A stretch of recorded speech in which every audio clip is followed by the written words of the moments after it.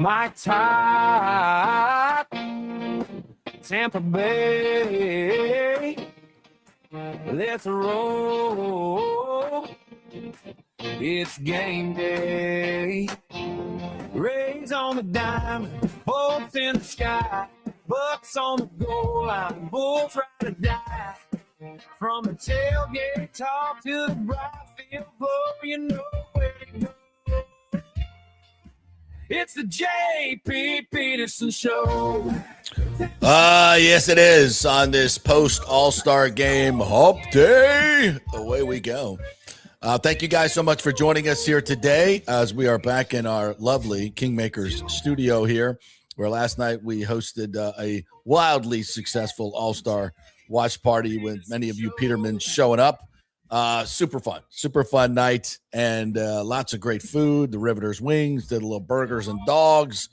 Timmy, we're so sad you weren't here, but I know you were here in spirit.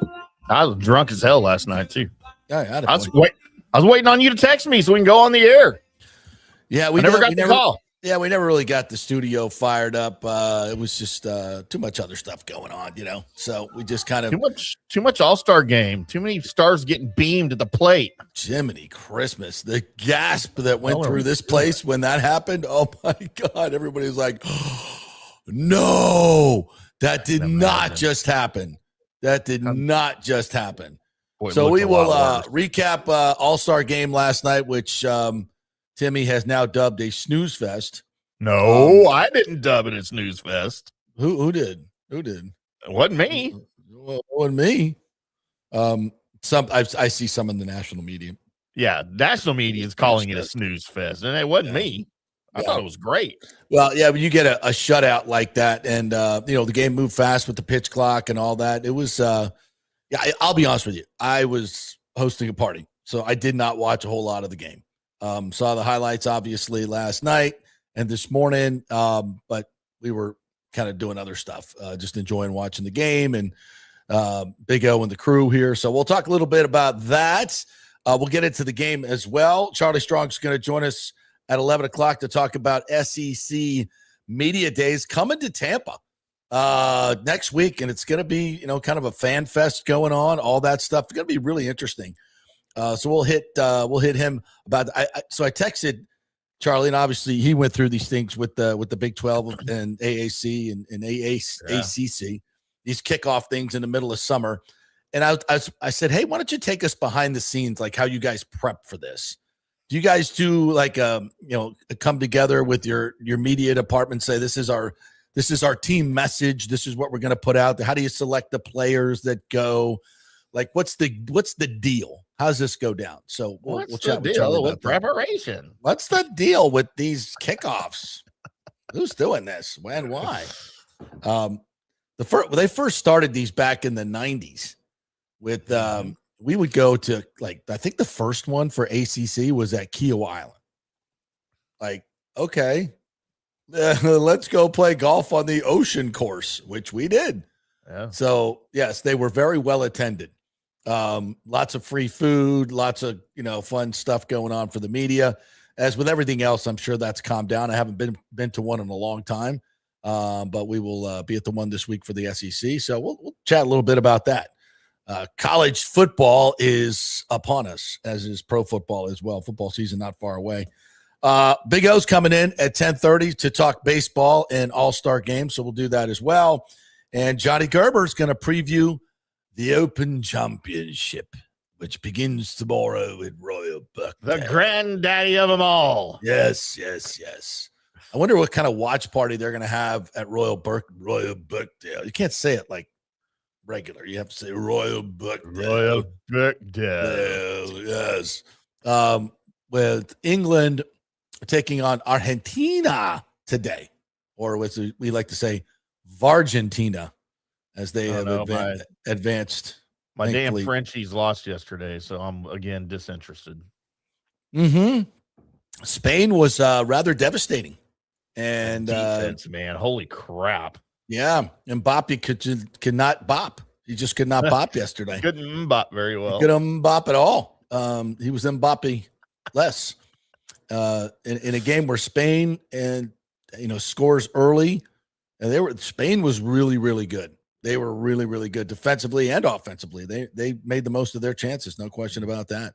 So, and today we get England and Argentina playing, so that should be fun to see who moves on to the final in New Jersey. That was the real final, though, right? Spain, France. That was the real final of this whole thing. I think we kind of think that. We kind of feel that way.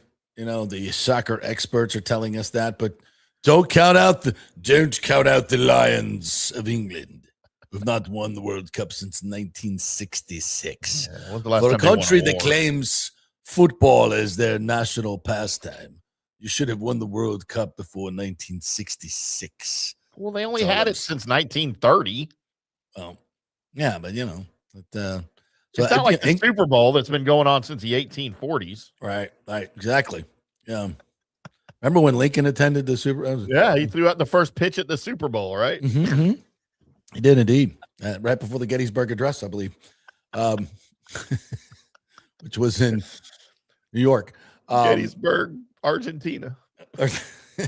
So yeah, interesting game there. So we'll follow that for you, and we'll get you up to date on the British Open with Jackson Suber from Palmacia in Tampa here locally, playing in his first Open Championship, and he has been smoking hot on the PGA Tour. Has threatened to win about 4 tournaments in the last 2 months.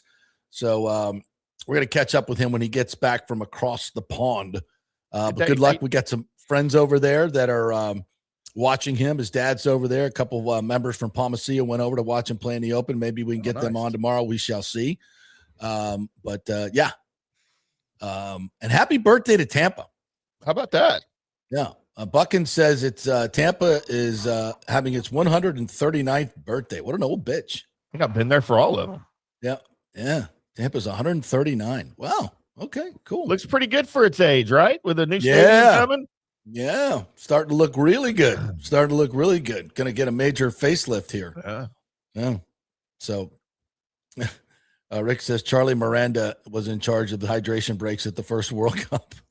He was the original water boy. Brought it out in oaken buckets. I love Rick's with ladles. Miranda jokes. Ladles. Oh, and he was there. Rusty ladles. Let's get Charlie on his show to talk about the Tampa's first birthday in 139 years ago. He was there. No, he founded it. All right. So let's get into the All-Star game a little bit. And my Lord, man. So we're all watching the game kind of tangentially as we're eating our Riveters wings, which are absolutely fantastic. Thank you for Andres for coming over and bringing those over. Hot wings with all the different sauces. Sauces, big hit. Everybody loved that. Plus my burgers on the grill and hot dogs were also a big hit. We got a Traeger smoker here. Oh, wow. I've never used one of those. A pellet? Yeah. Yeah, definitely makes your hot dogs and hamburgers a hell of a lot better. Really nice. Really? Yeah. We first class here, baby, at Kingmakers. So then we look up and you could just hear a gasp in the room. And I'm like, what just happened? And then the replay hits and I'm like, oh my God. They just broke Junior's hand. And I'm like, yeah, all that greatest season in Rays history just went down the shitter. I was, I think, so proud of my prediction and how this is going to come true. And I'm like, this is a bad omen. This is a very bad omen. Jinx. And then Alejandro, about 15 minutes later, comes up to me and says, with the post, no fractures, X-rays are negative for Junior Caminero. He said he had just a little bit of a wrap on it and says he plans on playing in both games on Friday, the doubleheader in Boston. So talk about dodging a bullet. And shout out to everybody involved in this, really, except for the pitcher, Ricky O'Brien, former Rays farmhand, by the way, which there are a lot of former Rays pitchers that are not pitching for the Rays anymore that were in this game last night. Evidently, we draft well. We just don't hold on to them, don't keep them. or develop them. But I think our pitching's been pretty good. I'm not complaining. It's not but it actually just goes to, that we have drafted well. And, that's the thing about baseball. You draft players, and especially the younger players, high school players, you have no idea what they're going to be. You hope to develop it. You trade them around with trading chips and development is such a key thing. And wherever they go and whatever team and organization they go to. But one thing is for sure, when the Rays acquire pitchers, major league pitchers, they change their fortunes dramatically. Nick Martinez had never been to an All-Star game. He pitched last night. That was really cool. Brian Baker last night closes it out. And that's pretty cool. He comes in. I think it's just pitched one batter, got a comebacker and finishes it out. That's a pretty cool way to end it. But, as a guy that's been a journeyman all his life, comes here, learns a changeup, and bada bing, bada boom. He's an all-star closer. That's pretty freaking cool. Rasmussen got in the game last night, got retired 2 out of the 3 that he saw, got to be reunited with Adley Rushman, who he pitched with and played with, battery mate at Oregon State. So that was pretty cool. Yandy got up a couple times and struck out both times. But that's no big deal. He was there with his family. Really enjoyed it. I mean, just in general, I don't know, Timmy, you watched it. You watched it more in a way that I did not. Was it boring? I don't know. The setting was. I thought the coolest thing was when they came out in the starting lineup and they with the desk from Independence Hall and they with the plume pen and wrote their names, and that's freaking cool. And the funniest part of that I saw were the tweets immediately following that said, "That's pretty cool how MLB got all of the players to sign the new collective bargaining agreement without them even knowing it." Yes, nice, nicely done. Now, look, man, the presentation was incredible. And as far as the game, I saw a lot of hate for the game. A lot of people, well, if you watch the first couple of innings, you watch the whole game. You didn't have to watch the rest. Well, look, everybody knows I'm on record as I love defense in baseball. I love the pitchers' duels, right? I like the 1-0 game more than the 11-10 game. That's just my taste. That's how I prefer my baseball. And the fact that it happened in an all-star game, and by the way, in an all-star game in a year where the National League is obviously by far superior to the American League. It's not even close.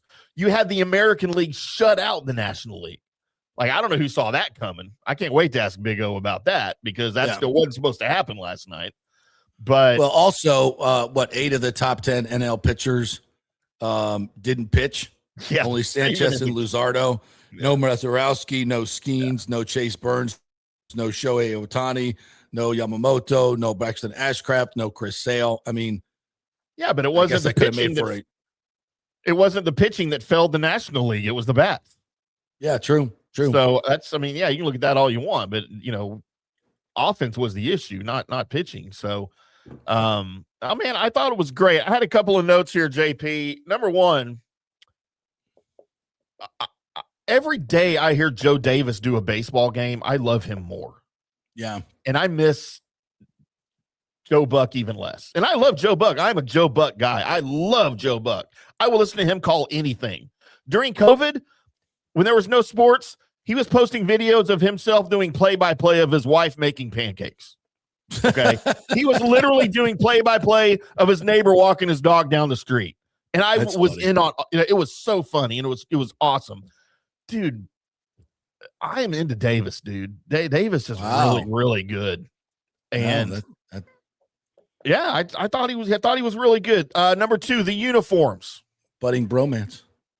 Maybe so, man. I am so happy that they're back to wearing their regular team uniforms, which I think they went back to last year, right?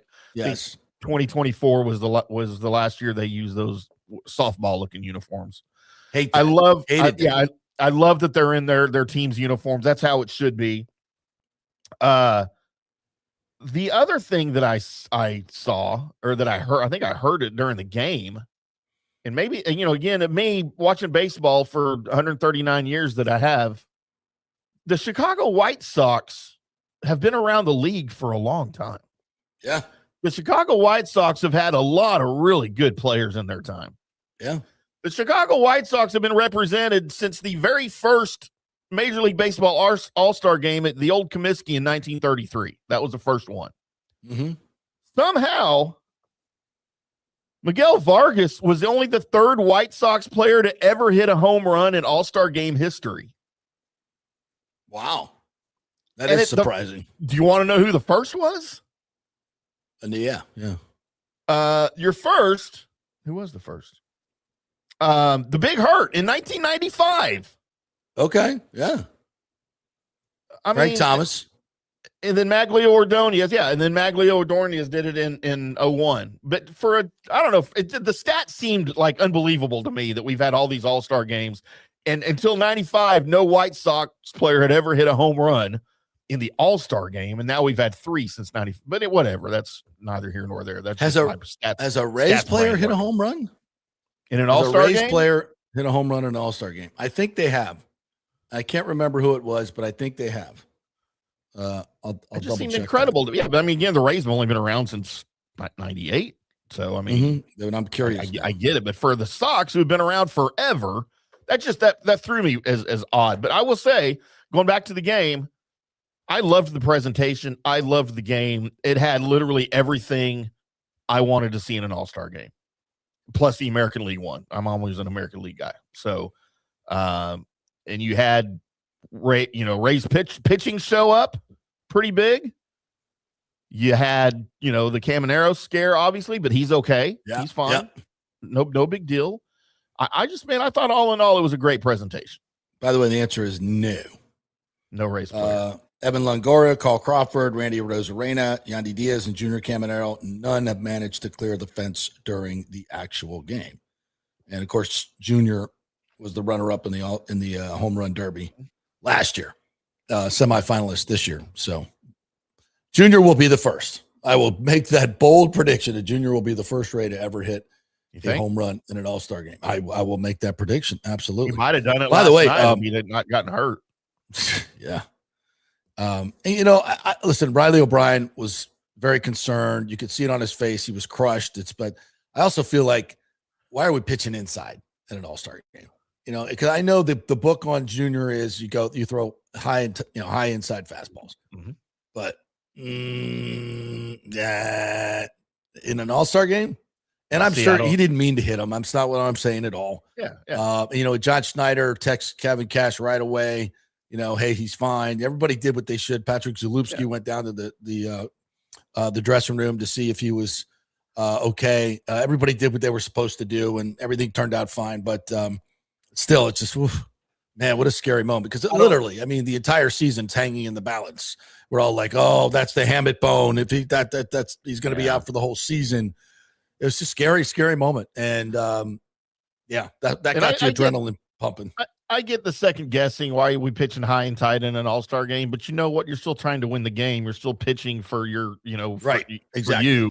And I don't want these guys to play any different in an All-Star game than they do in the regular season. I don't. And I know they do. I get it. It's an exhibition. I get it. But it's an exhibition of baseball. You guys are all-stars because of the way you played during the regular season. That's what I want to see. We don't have to go back to Pete Rose, bowling over the catcher at home plate. And I'm not saying that because you don't really have that in the game anymore anyway. That's not part of the game anymore. But I don't, you're pitching to get the guy out. So you're going to pitch at his weakness. If his weakness is high and tight, I get it. That's the risky run, as a batter, playing the game, I guess. I don't know. I don't have a problem with it. Buckin 2020 has 0220 has a problem with it. He says, if you can't control your pitches or your adrenaline, you shouldn't be in the All-Star game. Okay, I'm like, who is that pitching to? Riley O'Brien. I'm like, who? Yeah. We got a super chat from Jimmy J, who was here last night. Thank you, JP, for hosting an amazing watch party. Great to see all of the Peterman's family just sitting back and talking and enjoying baseball. It was a really, really cool environment. When Big O gets here, we'll talk more about it and show you some pictures from last night. But, man, it was outstanding. And thank you guys so much for showing up. Alex Nunn with a $10 super chat said, JP, hope you're well. My God, the Caminero scare Rays fans all over. Sorry I missed the party. As you know, I am in Cleveland. Yeah, man, we're going to – listen, it went really well last night, and we're going to do a lot more of these for the Petermans. And we are starting our subscriber service where if you become a VI Peterman, you will be eligible to join us for one of these type of events. We're shooting for once a quarter, Timmy, to do that and get you a hat and a polo as well to be, become a year-long subscriber. Just want to kind of this is what everybody does in this business now. We're not begging for money, but it's part of the revenue streams that we do. And it makes you invested in it. And I appreciate you guys really being part of it and give you an opportunity to do that. We'll have a lower level at $4.99. That will give you some access as well. We'll do some extra shows. You'll get your comments put to the front of the line, all that good stuff. You can go to our YouTube page and sign up. And we're going to have a lot of fun with that. All right, a couple other things. Breaking news here this morning. Stevie Yzerman is out in Detroit. It's about time. As their general manager. He abruptly resigned. Long overdue. That was kind of a interesting thing. His whole story is interesting because obviously, he working in the Red Wings organization and wasn't the general manager, but I'm trying to remember back actually. And he got the opportunity to come to Tampa with Mr. Vinnick and just did a hell of a job. And nobody thought he would ever leave Detroit. And Mr. Vinnick did a fantastic job getting him out of there. And obviously he built the core of the team that we have right now. So we have a huge debt to Stevie Yzerman. He did a great job building this team with Hedman and Kucherov and Vasilevsky and all the core players. And then he went back to Detroit like everyone thought he would. And I think we all thought he was going to just do the same thing up there. But it's just not that easy, man. It's not that easy. And, JBB has done a fantastic, Julien Brisebois, RGM, has done a fantastic job of picking up where Yzerman left off and adding those needed changes to get us over the hump to win the Stanley Cup a couple times. So very, very, I don't think anybody's shocked by it, but it's going to be different. And Chris Ilitch, who's the owner there, said, yeah, man, listen, this is just not what our fans deserve. And, he is the golden child in Detroit, and this must be a very hard decision for the organization, I would think. But Stevie Yzerman out in Detroit. He'll get another opportunity, though. I think he will. He's too good. He's too good at talent evaluation. Obviously he had some blind spots. He couldn't get the Lightning over the hump, but I think in time he may have, as that team he put together came together. Go Millionaire says Stevie would never give up the assets to get the core over the hump. He valued picks too much. Buckin 0220 says, I remember when Yzerman left here, I thought the world was crumbling and we would never win anything. I did too. I thought that was a huge loss. I really did. But you just never know. Aviation says the next Peterman's field trip should be to Mons Venus. Heard they have great wings. That's when I get there. Yeah. During my visit, that'll be our official trip. Well, the Odyssey is next to Rivers, who brings us the winds, the spaceship. So, I mean, I don't know. We can make a tour of it. Why not just go? I will not be present. I will not be present, but you guys have at it. Wink, wink. JP won't be there. Wink, wink. I will not. No need. I got the hottest one right in my room. Okay. Ownership. Go Millionaire says, turns out JBB was the mastermind in the front office behind Stevie. Oh, interesting. The 2 cups and almost 4 cups arguably were done by the tweaks JBB made. So you're not giving any credit to Stevie Y? I think that's not what you're saying, but did Stevie Y hire JBB? Yeah, he was his protege. Then he gets credit. Yep. Mm-hmm. Absolutely. So I thought that was kind of interesting. And it's another piece of news that came out yesterday. John Gruden, Super Bowl head coach, will be joining Rondé Barber in the WFLA booth, the Channel 8 booth for preseason Buccaneers football. Oh, that's a booth to listen to, man. That should be fun. Wow. Yeah, only if they could cuss, it would really be good. Yeah, 2 guys that love each other, love football, are super entertaining. That'll be way better than the game. Obviously, way better than the game. And I hope we don't get any, if the national networks pick up your game, then the local guys don't do it. Yeah. So I hope, I don't know if that schedule is out yet, but I hope the national people don't steal our games because I want to hear those two talk about Buccaneer football. Well, if that I'm should the be national, super fun. If I'm the national broadcast on that, I want those two guys in the booth for the national broadcast. I guess they could do that. Yeah, we'll broadcast your game, but we're going to keep you. I mean, think about that booth. Chris Myers, Rondé Barber, and John Gruden. That's better than any booth you're bringing in here. I can tell you that. Certainly for Bucs fans, it's way better than any booth you're bringing in here. So, that's an interesting take. I mean, I love Chris Myers. I can do without him these days, though. He's slipping just a little bit. Oh, don't you dare. Don't you dare. I'm sorry. I love Chris. Blasphemy. No. I know. They for some reason they use him in way too many spots. Stuff he doesn't know a lot about. Because he's so good. All right. Yeah. Yeah, we're going to get into this. Pooh Shiesty just said this. Manfred came out in favor of the new Rays stadium. I mean, why wouldn't he be in favor of it? This has been the bane of his existence forever. But he's always been super supportive of moving the team to Tampa, and super supportive of this market. When I finally do my stadium documentary and I get to sit down with Manfred one-on-one, I want the story of the St. Pete deal crumbling. I think I know the story. I have some pretty, we've talked about it here many, many times. It's really not the time to do that, but I'm just here to tell you that we owe a huge debt of gratitude to Rob Manfred for getting this deal done where it should be, which is Tampa. No disrespect to St. Petersburg at all. We never do that. They're going to be much better off with the redevelopment of the Trop side. It's just not a good place for 81 Major League Baseball games. That's all.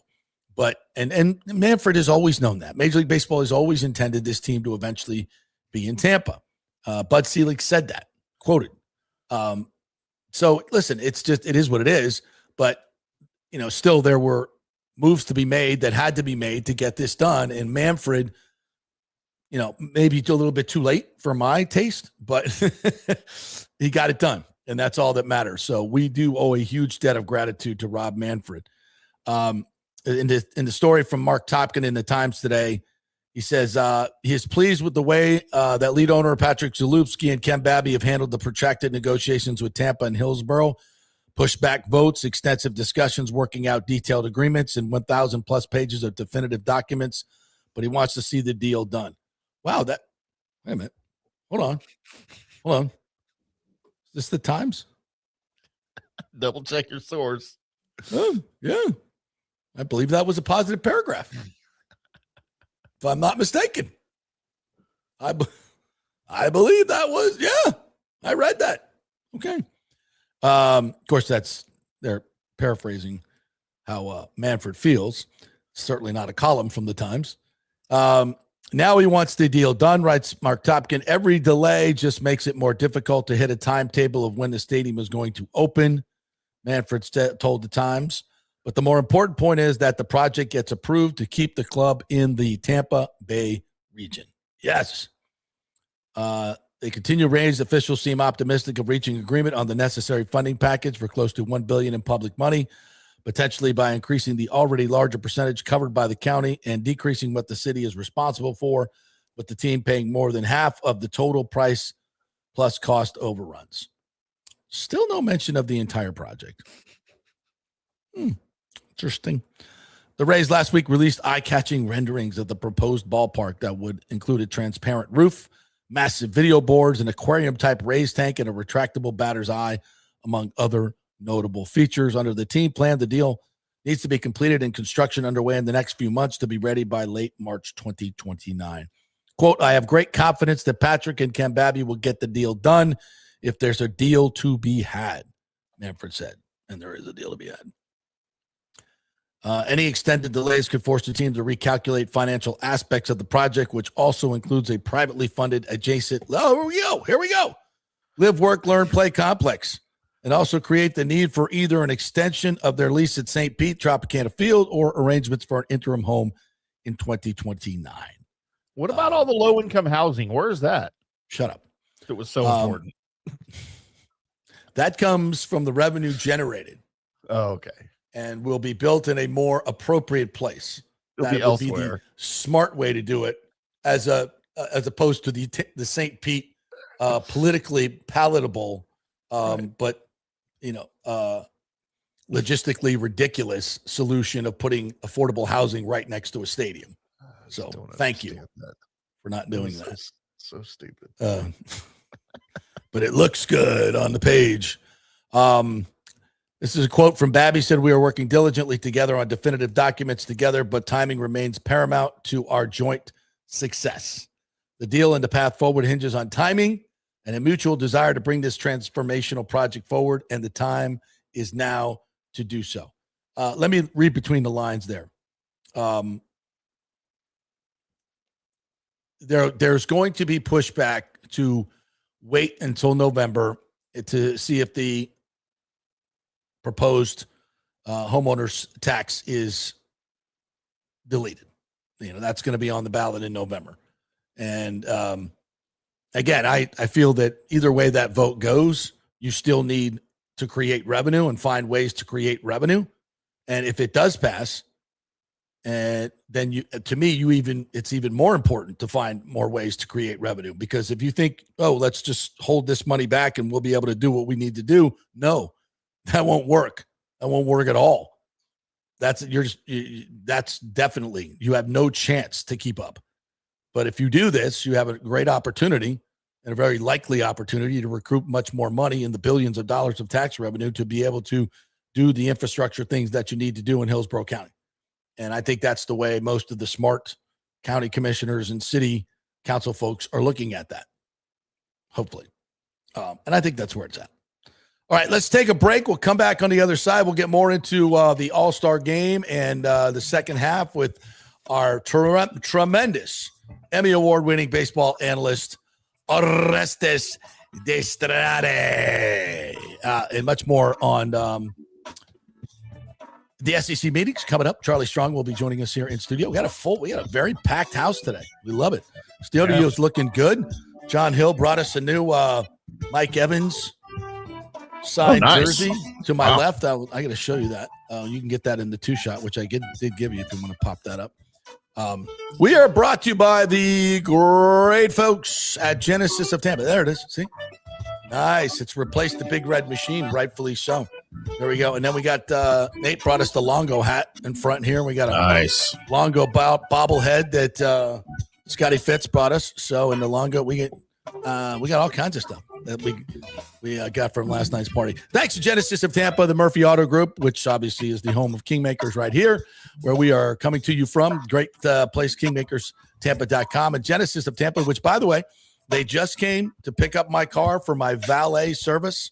So they're going to take it back to Genesis of Tampa, service my car, clean it all up, and by the time this show is over, it will be back here. That's how they do the valet service at Genesis of Tampa. Aren't you jealous? I am. Go buy a car there. You can get the same deal and no payments for 90 days. How good is that? Genesis of Tampa, 801 East Bears Avenue, just off of 275. Back in 3. Pitch Roofing believes giving back is part of doing business the right way. That's why they proudly offer exclusive discounts to those who gave the most to our communities, including veterans, first responders, seniors, and teachers. And for listeners of the JP Peterson Show, there's even more good news. Pitch Roofing is now offering a special discount just for fans of the show. With so many roofing companies coming and going in Florida, it's important to choose a contractor you can count on long after the job is done, especially when it comes to honoring your warranty. Pitch Roofing is built for the long haul with a reputation for quality, transparency, and standing behind their work. Whether it's a repair or a full replacement, their team delivers honest guidance, quality workmanship, and no high-pressure sales. Call 727-67-PITCH, 727-677-4824, or visit pitchroofing.com to schedule a free estimate. Pitch Roofing, roofing done right. Big thanks to Italiano Insurance, the great folks over there. They will soon be part of Gallagher Insurance. A little name change, but same great folks, same great customer service you've known for over 65 years. They do all the work. You save all the money. ItalianoInsurance.com at 813-877-7799. Hey, guys, you already know that Riveters is the best sports bar in all of Tampa Bay, but now it gets even better for Rays baseball season. During all Rays games, check this out, $6 Tito's, $6 Jack, $6 margaritas, all during Rays games. Are you kidding me? And that's always a great pour from the great bartenders at Riveters. Great service, great food, everything is fresh, nothing is frozen. And let me tell you, if you want baseball and wings, you will not find any better than Riveters. Their sauces, like the blue cheese and the ranch and everything, is handmade, and the wings are big and they're perfect. Wings, baseball, Rays, Riveters. It all comes together during baseball season. Once again, in addition to all the great food and service, you get $6 Tito's, $6 Jacks, $6 margaritas. It's time to celebrate. Baseball season is back, and celebrate at Riveters. You know where it is, right there on Dale Mabry, just north of 275, just south of the stadium. See you there at Riveters. Hey, the Golden Diamond Source wants to be your family jeweler, so don't wait any longer to find that one-of-a-kind perfect engagement ring for that special someone in your life. At the Golden Diamond Source, they can design anything you want personally. The Golden Diamond Source can help you trade in your old broken jewelry and use it towards a new purchase as well. And with gold prices at record high, now is the best time to do it. They only sell natural diamonds at the Golden Diamond Source, so if it's a real love, it should be a real natural diamond. Don't start your relationship with a fake diamond. Bad idea. And with the Golden Diamond Source first-time buyer program, you can learn all about the 4 C's in all the different shapes and styles. And they are able to show you a huge selection of inventory to choose from. And don't forget, 0% financing for up to 5 years. If you finance $5,000, it's only $83 a month. Make sure it's a Golden Diamond Source diamond, 3800 Almerton Road, always online at goldendiamond.com. It's a love you give only at Golden Diamond Source. Hey, JP here for Genesis of Tampa and the Murphy Auto Group. I think the best way to experience a business is to use that business. And I just did at Genesis of Tampa. Just bought a GV70, a 2023, and it feels and drives all new.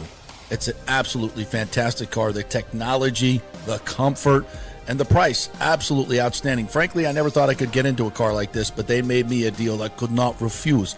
And I also get the VIP service where you can just drive right up, their pit stop service. They'll top off all the fluids, make sure your air in your tires is good, new wipers if you want them. If you need extended service, they will come to you, bring you a courtesy car, and then bring your car back. What more do you want? The experience was just VIP all the way. And you can get that at Genesis of Tampa. And don't forget, you can get extended warranty, which I did. So I have worry-free miles up to 100,000, and all they do is just take it in. Actually, I don't have to take it in. They come to me. It's perfect. It's Genesis of Tampa right there, 801 East Bears Avenue, right off of 275. Go see them and tell them JP sent you. Let's go. Right now, back to the show on FanStream Sports. All right, welcome back to the JP Peterson Show, starring Orestes Destrade. No. Look at, You're a little too pale to be me. look at not a big brown Cuban. I don't know what voice that was, but welcome back. Brought to you by the great folks of Riveters, who Andre stopped by with the wings last night. I brought some in for my lunch today as well. I'm good with those wings. Thank you, Hamon. First of all, they're outstanding. Yeah, They're great, and what a supporter to the JP Peterson effort. Andres is awesome. Andres is the best. Yeah. And everybody loved him, because if you have not had a Riveters wing, you haven't had a wing. And he brought all the homemade sauces. The homemade blue sauces. chips. Bro, hot, the event mild. was outstanding. It starts with this venue, and that was the first thing. If you notice that everybody that walked in, they're like, damn, when you talk about Kingmakers, we didn't know what this thing was. This is nice. I mean, I had Jason Michaels walk in. Yeah, this how about is that? a big leaguer, Yeah. my homie, who we're going to have on the show. And he's like, dude, this is a kick-ass place. Yeah, So we do it right over here. absolutely. And so much more to come. We're just, we're just this getting is in just here and getting getting going. things Yeah. going. But A lot. There's the whole. That's about half of the people we had last night. We took this picture later on in the evening Good before turnout, everybody man. fled. 50 to 60 people came in and out of here. Yeah, and It then was Holy outstanding. crap! Are you serious? Oh no, dude. No, I didn't know that many people listen to the show. Yeah, well, you're in Texas. That may be your show, but over Oh, shots fired. Damn. Shots Has the fired. NFL season started yet? It might have started today. Yeah. Shots fired. Shots fired. There's Michael LaRue and his lovely Who's the bride. unhappy couple? Oh God, Michael. And that ring on their finger is from the Gold and Diamond Source right there. Is the it Gold really? and Diamond Source, of course. There you go. Peterman's listen. They support cross-marketing, they support cross-marketing riveters. to They it. they support everyone. I think the best part about that picture right there is not the happy so-called happy couple. I think the best part about that picture is the jersey. I want one of those Black Rays jerseys. Yeah, that is an A-Rod behind them, menacingly A-Rod. looking down at them. Yes, like Yes. what? By the What way, are you doing did you with guys that woman? hear- I got to ask Big O this real quick while you flash Do through it. pictures. There's How Andres in the bad? red. There's John Hill that brought us the Mike Evans. John Hill. He's the best. Wow. I think he might have won MVP of the ASG game. Yeah, he yeah. might have been the Bellinger of the event, bringing that deal. There you see the sports bar right there. There's Mike Holcomb. There's Scotty Fitz. Rob Stern was there. Yeah. Big hitters, sir. We had big hitters. No, there it last night. was a fun event. They all were just enjoying it. There's Joe and his lovely girlfriend there, Argentina, representing Argentina. There's Alejandro, Danny. Alejandro, bro, Gamer Man. Alejandro. Well, first, ask me what's you had a quick question? Yeah, I wanted to ask you about A-Rod before the or was it after? I can't remember when it was. The home run derby Monday night, interviewing Justin Verlander. I don't think I caught that. When he props him up and he gives him all these oh man, I used to try to hit against you, blah blah. You threw a couple past me, good times, blah blah blah, and all this stuff. I've been a fan of your career since day one when you came up with the Tigers, just amazing.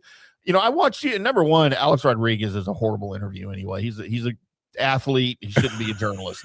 Go ahead, speak. But this is literally on TV. What he said to Justin Verlander.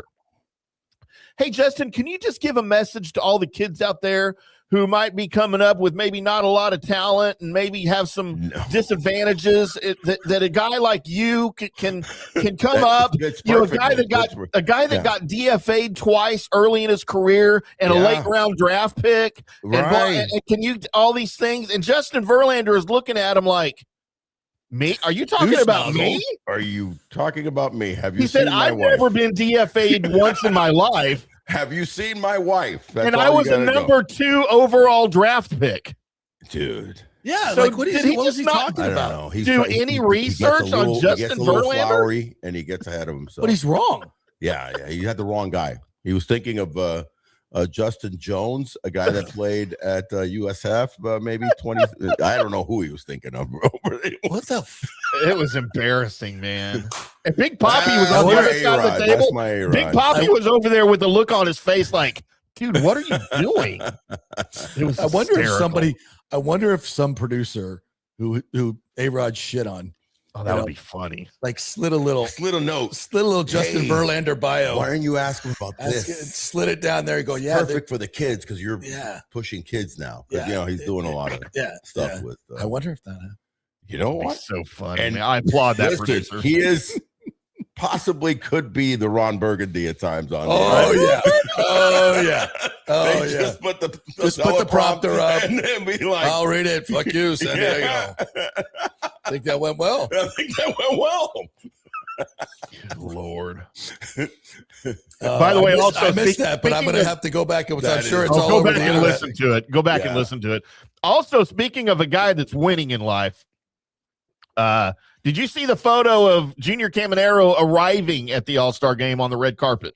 Oh, let's pop that up. If you got it, I'd love to see it.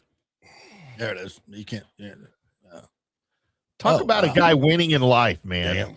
Damn. Yeah, that just says I win. Yeah. I win. Look at my beautiful hot wife who looks like Snow White princess. Lord. My gorgeous daughter.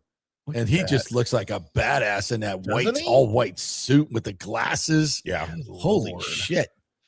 I love that guy, man. You know, He's we are awesome. we're so blessed here in Tampa Bay, Timmy, to have a guy like this who's just a freaking not only is he a cornerstone of our franchise, and the fact that he gets it about the fans, he's constantly throwing balls out to the fans, and he's a great teammate. Well, listen, we went from the debacle of Wander, before the debacle, before the egregious mistake, or put an S to it, right? Yeah, that he made with that whole situation, because it wasn't just a one-off. It was he was having a relationship, but and was found guilty of it. You had a ball. You had the future face of the franchise, who was a polarizing figure. We didn't even know if the other teammates liked him. This is not the case with Junior Caminero. This is a positive guy and a superstar in the making. I won't give him the superstar tag yet, because you got to do it for 4 or 5 years to get true. Superstar gets thrown out so frivolously, but he is a star and a superstar, uberstar, megastar in the making. When he got hit yesterday, holy cow! Like our party. We were all having fun and talking, watching the game. Hey, man, Junior's coming up. And we all kind of stopped and looked. Hey, let's look at the at-bat. He gets hit. How quiet did that whole place It just went, because it's lefty, not so much righty. The knob is here. You're hitting the finger off of the knob, and that's where you get the breaks a lot of time. And that's what it looked like exactly. When I saw it and the finger kind of flailed and he got up and left, I'm like, oh, shit, he broke his pinky. And that takes terrible. That's 6 to 8 weeks. That's 6 to 8 weeks.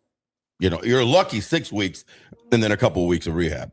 Yeah, and then how hard is it to get your timing back in the middle of a season? Very difficult. Hand injuries are so difficult. We're literally worse than leg injuries for a hitter. Yeah, because you're worried about it now. You're a little trepidatious, and everything comes into play.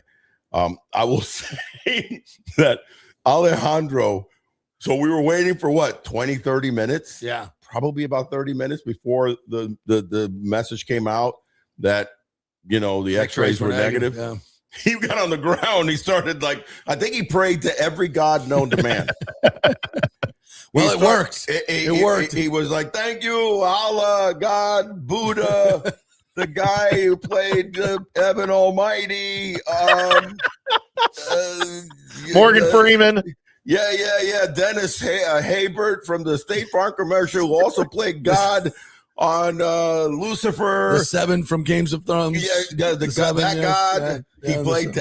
He prayed to everybody and said, thank you.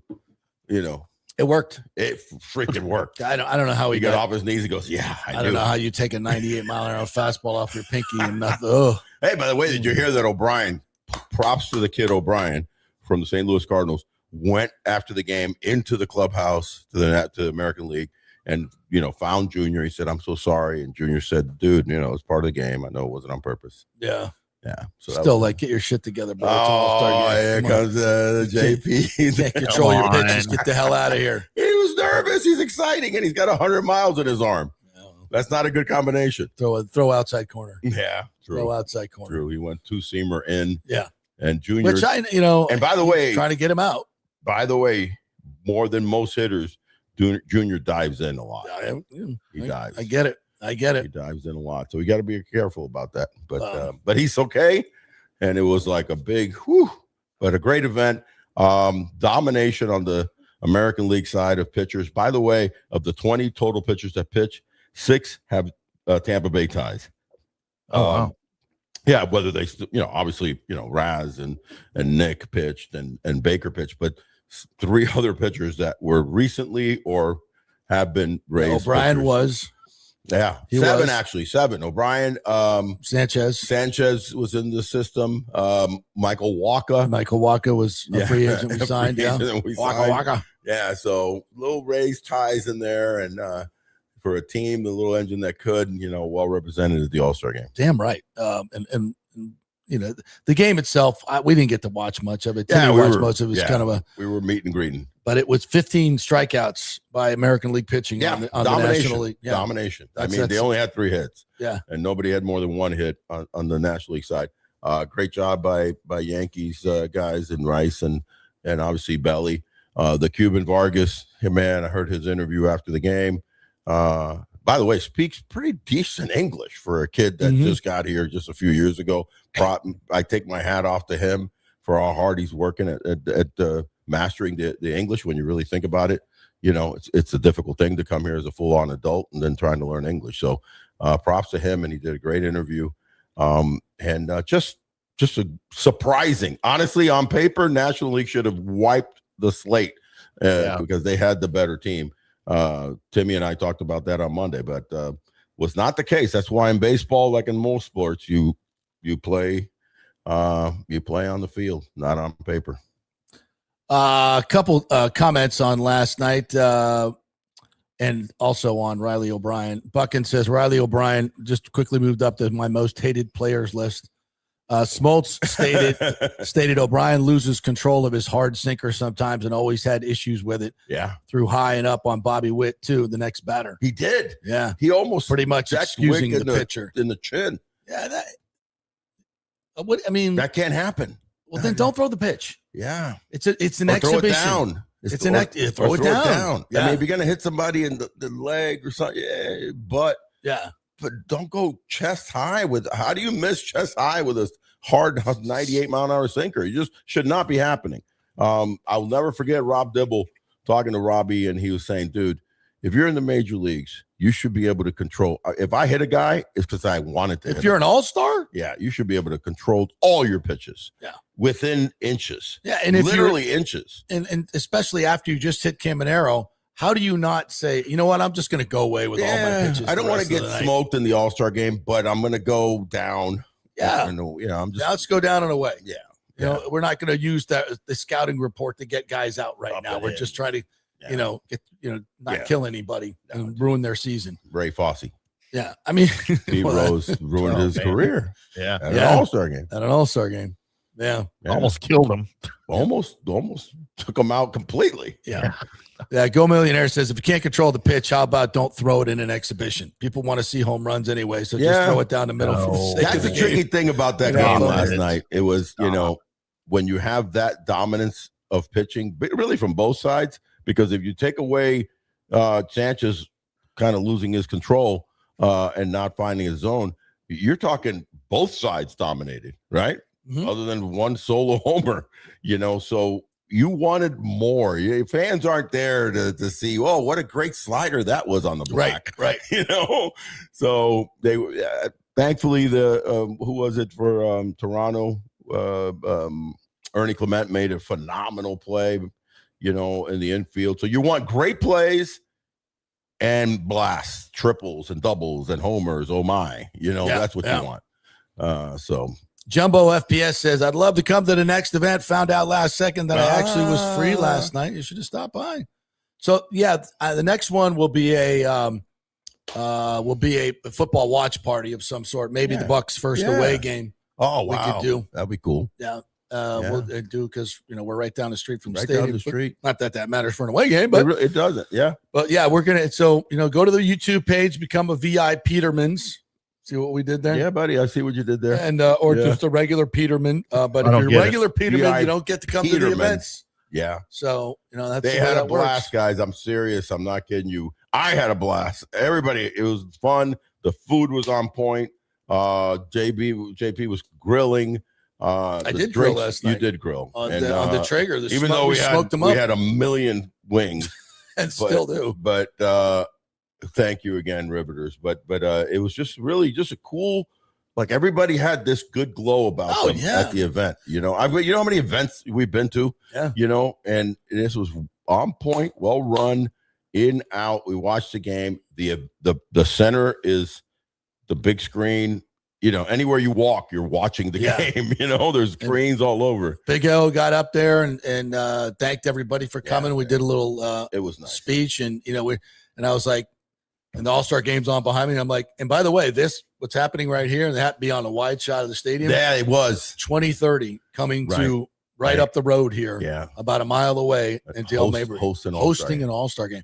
Now I heard that the 2030 is going to be the 100th All-Star Game. Is it? Okay. So typically you don't get an All-Star Game until after you've had 1 year in the new stadium. Got it. So that would be 2030 would be the first one. So, but since it's the 100th, it'll probably go somewhere else. Yeah, Chicago maybe. or So a more storied those. ballpark, Fenway, Fenway. Wrigley for the 100th, right? Maybe. I think that might make. But if we get it, we get it. That's fine. But if not 30, it'll be a 31. 100%. It'll be 30, which will be because they love beautiful new venues. But it's the Marlins Stadium got the All-Star Game within 3 years, I think, of its existence. So and the Trop never got one. Yeah, the for Trop good reason. never got one. Never got one. Just bitch slapped the Trop. Never got a dinner. Never got a dinner. Trop never got a dinner.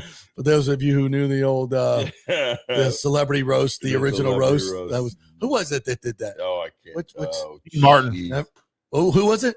Dean Martin. Yeah, he did the roast, but who was the guy that was his Red bit? Never Buttons. got a dinner. Yes, Red Oh, Buttons. yeah. Never got a dinner. I am definitely 64, bro. Yeah. I am definitely. I just realized that at a little shy of 11 o'clock on July 15th, I'm definitely 64. Yeah. Remember, I'm 64. dangerously close to 63. I'm 64. Yeah. There is no I in me. Yep. Just an E. Yeah. So yeah, wrapping it up.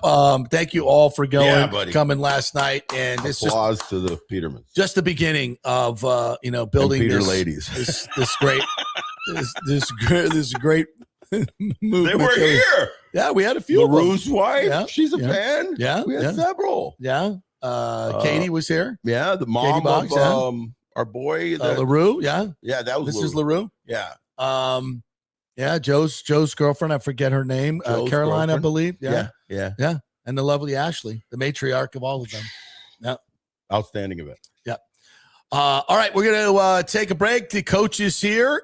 Coach Strong is here. We're going to talk about media days. What do coaches do for media days? Do they prep for them? Do they prep the players? These days, they better. SEC meetings, media days coming to Tampa. It goes worldwide now. It could go very wrong for Lane Kiffin this week. I don't know how that's going to go. Should be very. It went kind of wrong last week for the Big 12. There were some interesting moments there. So it's kind of become a cool situation. So we'll talk to Coach about that. And we are brought to you by the great folks at Italiano Insurance, soon to be AJ Gallagher Insurance. But you're going to get the same customer service, 60 years of great customer service, still going to be there for you. But more options open to you, which will save you money. That's ItalianoInsurance.com, soon to be AJ Gallagher Insurance. Get your homeowners insurance, your flood insurance, your business insurance. Make sure you are well covered, and that great customer service they are known for. That ain't going anywhere at Italiano Insurance. 813-877-7799. Back in 3 with the coach. Well, the folks at Third Generation Plumbing and AC want to say thanks for making them so dadgum busy. Of course, advertising on your favorite Tampa Bay sports talk show helps, but it's their incredible customer service, honesty, and integrity that have earned them tons of 5-star reviews. And now you could be part of the team at Third Generation. Yes, they are so slammed, they need to hire more certified AC technicians and plumbers. It's a great family business to work for. My buddy John Rodriguez runs an old school family business since 1995. They pay well, give you all the holidays off, and they offer great benefits. No cold corporate atmosphere here. You're part of the family. If this sounds cool to you, call them and apply at 813-961-8024, or you can email your resume in at thirdgenerationplumbing.com. Just go to the website, you'll see the button, email them, or call them at 813-961-8024. And don't forget about the $169 yearly maintenance special. It's a no-brainer, guys. thirdgenerationplumbing.com, and they also do AC. Ciao, Paolo Tini here, owner of Caffè Paradiso, voted number 3 People's Choice Award on Open Table. I want to thank all our loyal family of customers that have been enjoying our great traditional Italian dishes we make from scratch every day. It's a great family story we're proud of. Our family moved from Rimini, Italy in 1984. My dad, Caesar, started Donatello, and that's where I got the start in the restaurant business. I started Caffè Paradiso on South McDill in 1995, and we've been there ever since. From our traditional ossobuco, a veal slow roast for 4 hours, to our daily fresh catch, the Grouper Paradiso, with a ricotta sauce and lobster claw meat, homemade pasta like lasagna, farfalle salchicha, which is a bow tie pasta homemade with fresh sausage. Hold on a minute, JP's favorite. I love it. So come and have a glass of wine with me on South McDill. Get a reservation on Open Table and see all our 5-star reviews. Ciao, see you soon at Paradiso. Sports fans, it's time to gear up. Head to fanstreamsports.com and check out our brand new merchandise store. We're talking bold t-shirts, 3/4 zips, hoodies, hats, mugs, and more. Everything you need to rep your favorite shows and your favorite crew. Whether you're rolling with the JP Peterson Show in Tampa Bay, From the Rough in Dallas, the Tim May Show featuring Clay Hall, or the Jeff Thidoff Show in Ohio, or any of our FanStream Sports original programming, we've got the perfect look for game day and every day. So don't wait. fanstreamsports.com. Click merch and grab your gear now. Wear the stream, live the stream, fanstreamsports.com. Welcome to Kingmakers, home of the JP Peterson Show studio and Tampa's premier business networking and social club for members only. By day, it's an exclusive, vibrant co-working space with a stylish conference room, focus rooms, a full production studio, and an in-house marketing team. And by night, Kingmakers transforms into a sports-centric social hub with a full sports bar, golf simulator,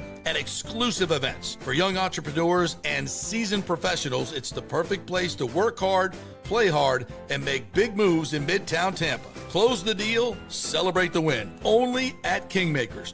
Become a member today at kingmakerstampa.com. Your business, your club. Hey, JP here for my concierge medical professional, Chris Lugo, PA. You've heard him on the show for a couple of years where he shares invaluable medical, nutritional, and supplement advice. With Chris, it's like having a medical provider as your best friend. What I love about this concierge service is the convenience and support he offers. I can text or call him 24/7 with any questions or concerns, and he'll promptly call in a prescription if needed. No office visits or copays required. It gives me peace of mind knowing I have someone genuinely invested in my health, not just focused on insurance profits. And the best part, the Bay Area Modern Medical Center's personal concierge service is more affordable than you might think. Don't let insurance companies dictate your health care. Take control of your health and wellness today. Visit BAMMC.com for more information and to schedule your initial free consultation. Empower yourself and take charge of your personal health with BAMMC.com. Let's go. Right now, back to the show on FanStream Sports. And maybe if you become a Peterman, you get access to the before the show and the breaks. No, you'll never get access to that. You don't want to. We can't let you hear all that stuff. Welcome back to the JP Peterson Show. You can't possibly charge enough for that. It's not that it's anything nefarious. It's just, this guy's talking. Welcome back to the show, brought to you by the great folks at Kingmakers Tampa, where we are coming to you from here. Really, really cool club. You can become a member here. Just go to kingmakerstampa.com and check out all the interesting stuff you got right there. And thirdgenerationplumbing.com. They also do AC, American Standard Heating and Cooling. Our good friends John Rodriguez and PJ running that joint over there. Get the maintenance special. 2 visits for $169. That's stealing to get somebody to come out, look at your AC twice and drain the line and all that. $169. Thirdgenerationplumbing.com is the website. Email them, call them, tell them JP sent you. All right, let's check out your drain line. That's right. Charlie Strong joining us here, former head coach at Louisville and Texas and USF. What's up, Coach? How are you? I'm doing well. How you doing, Jay? Aren't you glad you don't have to do media days? Oh, God. Do you miss it? Oh, yeah, do you really miss it? Do you really miss it? You know what happens? All these jerks like me asking stupid questions. Come on. Always trying to create a story. And because, this time of year is dead. Yeah. So nothing's really happening. Yeah. So now you go to media day and somebody says something and all of a sudden it just takes off. Like wildfire. Just like wildfire, because there's nothing else going on. So right. you try to caution, hey, listen, be careful what you say. Just talk about your team, talk about how the summer's going, how the workouts are going, and what you got for your birthday. Hoping you don't have any issues, because if you have a player that's had an issue or been arrested, that's going to come up. Right, right. Oh, right. Really, hey, what are you doing about so-and-so? He's got arrested, so what are you going to do about that? And they all want an answer, and they're all sitting there. And it is all about how you answer the question, Jay, because sometimes it's taken out of contacts, and then it just takes off. Yeah. I mean, like nothing. Like I can remember, and I was at University of Florida. So we're at we're getting ready to play. Who is Oklahoma? No, we're going to play Ohio State. Is that for the national For championship? the national Oklahoma, because we were in Miami. Okay. And we're going to play Ohio Oklahoma for the national championship game. So at that time, I was defensive coordinator at Florida, and most of the coaches that had been a coordinator, either offense or defense, when their team went to the national championship game, those guys were getting jobs. Right. So I didn't, I wasn't getting a job. I didn't get a job. So one reporter asked me, and everybody was there, and he said to me, "Was it because your wife is white?" And I was like, "No, I don't think that's the reason why." I said, "Because number one, my wife don't know much about defense, and she make no defensive calls." So that was my answer. That is a fantastic answer. That was my answer. So because you're, so then the headlines. I remember that now. The headlines the next day. I'm the lead story on Sports Center. I'm sitting there and you're the lead story on sports. Yeah, I'm eating breakfast. Me and Brandon Spikes eating breakfast. And the lead story, Charlie Strong says he's not a head coach because his wife is white.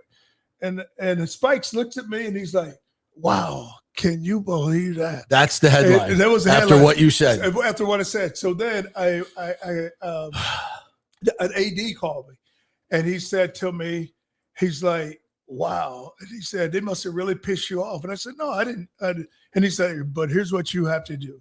He said, "Tomorrow night, you get your team ready to go play, and y'all go and beat Oklahoma. Then nothing can be said." Yeah. And our team and our defense, when played, lights out. Kicked ass. And, yeah. Yes. And but it's all about, you're sitting there sometimes, and the story can be created, and it can take off sometimes, Jay, and you can't slow it down. Like, you can't stop it.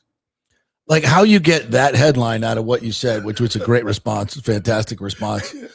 Were you prepared for that? Did anybody say someone might ask you this? No, you don't have no idea what's going to be said. You have no idea. Where did that even come from? Like the questions that are asked, those it's like whatever they feel like asking at a time. Well, I mean, the media, especially ESPN, is absolutely fixated on dividing us racially. And they use sports to do it all the time. It's the race baiting, and it's one of the reasons I despise a lot of what ESPN does, because it's disgusting on so many levels. Well, and you just hate for that to be a story right. And then I had other reporters around, and he was like, "You didn't say that," and I was like, "I know there's 50 guys standing there, and only one guy took it." And wrote the article. Did you reach out to that reporter and say, "What the F are you doing?" No, I didn't. You just let it. I just let it be, because you know what, we would have played well and won the game. That's right. So just let my guys. And you got a head coaching job anyway. A few of them, pretty good ones too. So I just said, let my guys do the work. So Now it wasn't. That's the best way to handle it, right? Yeah. Because a lot of times, if you try to get in the middle of it, then you end up saying something that you don't want to say, and then that's taken out of context. Yeah. And so it's best just to leave it alone, go about your business, and it'll be fine. Yeah. That's why, having been in this business for 40 years now, and having gone to journalism school and all that, to see what the media has become is embarrassing. I would never defend what's going on in the media right now. You can't really defend what's going on in the media now. It's agenda driven, it's divisive, it's all that. And ESPN is the worst offender, in my opinion, because they use sports in that way, which in sports is such unifying.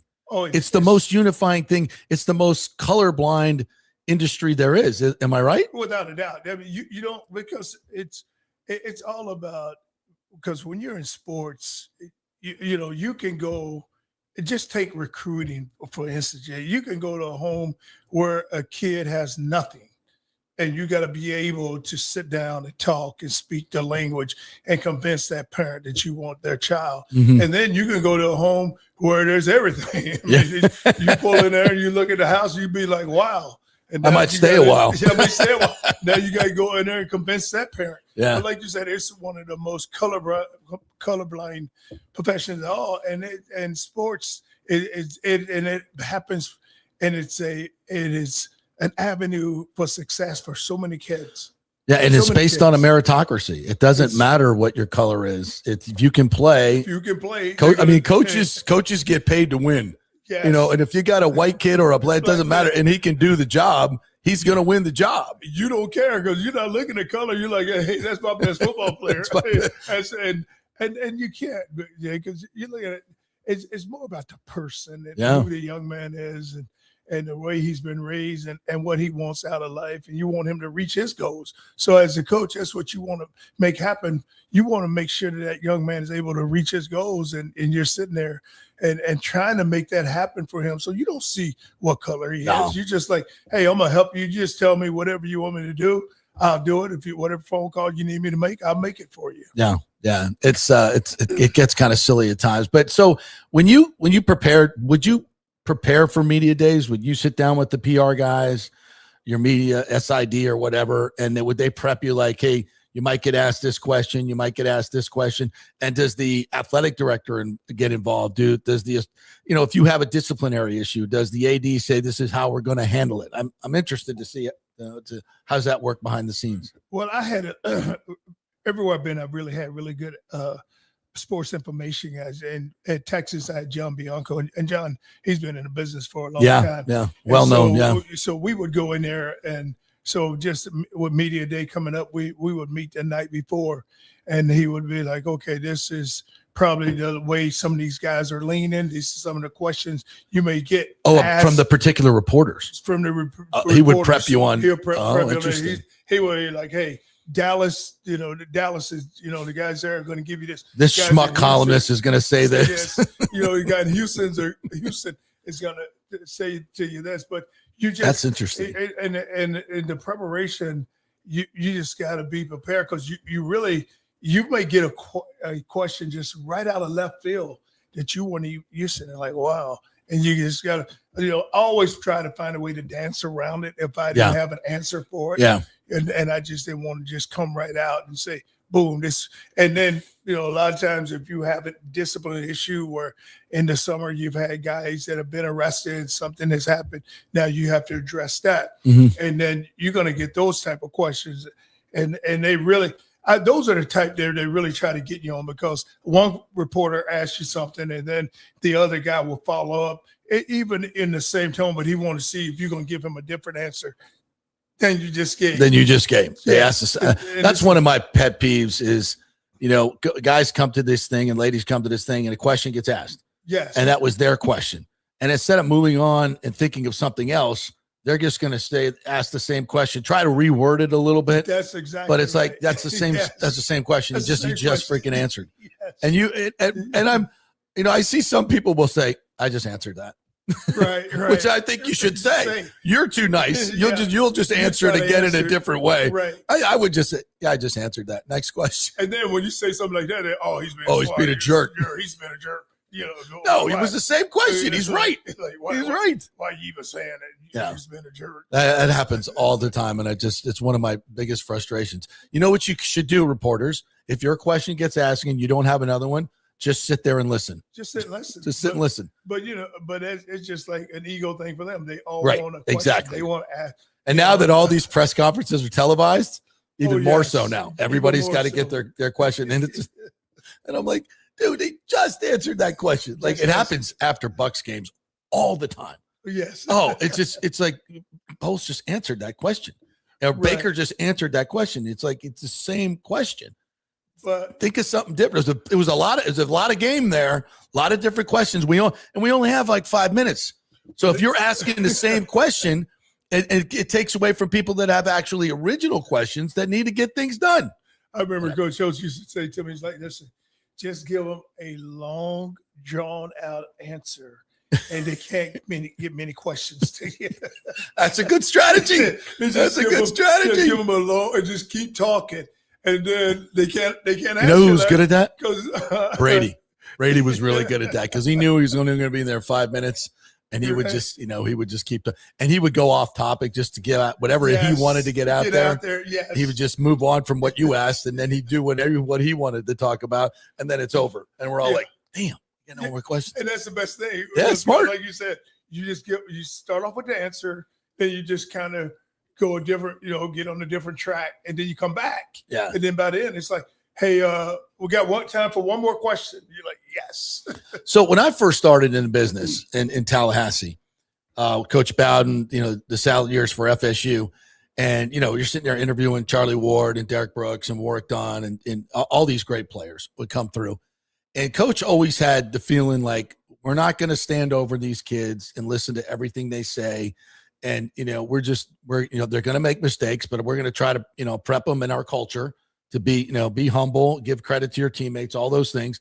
But he wasn't going to micromanage them. And that was a different time, though, to be honest. But I thought that was a great way of handling it. He always thought that was a huge part of these guys learning and making mistakes and learning from them. And I thought that was a great way to go about it. But these days with cell phones and everything out there and how everything catches fire so quickly, maybe that's not the best way to do it. How did you handle it as a head coach with your players? Well, you know what, and it was a really, really good point there, because they're going to make mistakes, and sometimes they're going to say something they shouldn't say. But if you remember back then, you protected the student athlete, because, if he said something, you would kind of tone it down, like, okay, like he really didn't mean that. Yeah. So now let me kind of ask him that question again and ask it in a different way, or just say it to him so he can speak in a different way. Yeah. But now they're waiting. As soon as that young man answers that question, it takes off. Yeah. It's already on Twitter. It's already on Twitter. Hey, so-and-so just said this. It's already on Twitter. So they really didn't give him a chance to now it's just out there so quickly. But back during the day, you knew that the mistakes were going to be made. Yeah. And you felt bad for him if he said something that he shouldn't say. You're like, oh God, he shouldn't have said that. Yeah, I did an interview, and I forget who it was. It was the FSU Miami week. And this was probably early 90s. And somebody said something. It may have been Marvin Jones, who was such a character. You remember Marvin. Right. He was so glib and just, he would say, and he was always trying to be funny. And he's just and that was his demeanor. And he said something that could have been taken out of context. And I think Wayne Hogan was the SID at the time. And I told Wayne, I said, hey, Marvin said this in our interview. I'm not going to use it, but just, FYI, you might want to just be aware of that. Because I know the kid, and I knew that I didn't want to take it out of context, and I didn't want to run with it and go, just because I knew the kid made a mistake. And I don't think and I'm not patting myself on the back, but I just think that's the way you should handle things because they're still kids, and they're learning. But I don't think that would ever happen today. And you think about, for a lot of kids, they have never had that mic in front of them. Mm-hmm. So they go out and have a good game, and then everybody wants to talk to them after the game. And they're so nervous just standing up there. And, they're trying to figure out, I want to say the right thing, and I just want to make sure this come out the right way. And they just but like you said, as a reporter, you should protect him. Like, hey, I think this is what he was trying to say. But that's, like you said, you don't find many guys who does that. Yeah, that's true. All right, so SEC Media Days coming to Tampa next week. The Lane Kiffin thing is going to be a big deal, obviously. I mean, leaving Ole Miss, going to LSU. I don't know how many major media things he's done since then. I think this might be the first one. How do you handle that situation? Like what? Now Lane's a pretty smart guy. He'll handle it well. I know he's just going to probably try to joke around it, but it is what it is. Well, I think now that has been it was so talked about back during December and January during Ole Miss run. It's probably done lost some of the glamour. Somebody may ask him about, because they're going to ask him about it. Because I think they play like the 5th or 6th game during the season. So, and I think they have to go back to Oxford. So how's it, what do you think about your team going back there? But it'll be brought up. But I think that now it's just going to be turned and flipped in a different way where, hey, I'm at LSU now. Mm-hmm. Let's talk about LSU. That's all my biggest concern is right now. We've moved on from that. Yeah, we've moved on from that. The media's like, we have it. Yes, the media's going to say they haven't moved on. But now you see, with the NCAA coming down with the rule of the Lane Kiffin rule, where you got you got to stay with your team all the way through the whole process. Yeah. But I just think now. Has that been adopted? Is that in stone? I don't know if Or it's is in that? stone I yet. think that's part of the bill. Yeah, that's they're before trying to Congress. put it out there right now, but which is a great part of it. which is a great part of it. But it's just that it carried. So back then it was so big because even Lane was still a part of it, because each week he was answering questions about Ole Miss and LSU. Mm-hmm. So Right. now that it's done moved on. And then that's something the media day, the SEC media day is in Tampa. Who would ever would have thought of that? How about that? In Tampa. Yeah. You know, it's been in Birmingham for so many years. Now it's And then they had him at the beach in the beach, in Panama City. Panama City, but you think about now Tampa. What was your favorite kickoff that you did? I remember the first one I went to was an ACC kickoff, and it was at Q Island. And we got to play the ocean course. That place was beautiful. Amelia Island we went to, some of the greatest resorts. I mean, it was a must do back in the day. What's it like for coaches? Well, you know, and it's a lot of times coaches, they want to go to it, but you see a lot of them just go in and come back out. Just get in, get out because they don't. You don't want to hang out with us great media guys, They man? don't want to hang out with the media Really? guys. They don't, because I'm hurt by that. They may say something. They may be having a conversation with someone and it's taken out of context. And back in the day, we could do that, man. I don't know. It's if they trusted us more, or maybe it was lack of cell phones. But yeah, the coaches would, you know, we sit in the bar or out. You know, they would have a meal. You know, maybe a barbecue out on the the deck or whatever, the beautiful venue. And you could walk out there. Yeah, and the coaches would all be there, the players, the media. We'd all mingle, and it was fun. Now it's like that's not happening, huh? That's not happening now. No, because I think they look at the media as their enemy. So it's, I don't blame them. You know, I don't blame them. I'm not gonna hang out with that guy, because if I say something to him, then he's going to take it and run with it. Yeah. It was a different time, man, and we got to know. But I think it was a better time because, and Coach Bowden taught me this. He was the absolute master at, I don't know if manipulating the media is the right word because it has such a negative connotation. But he once said to me, he said, "John, you understand that who votes for the national championship?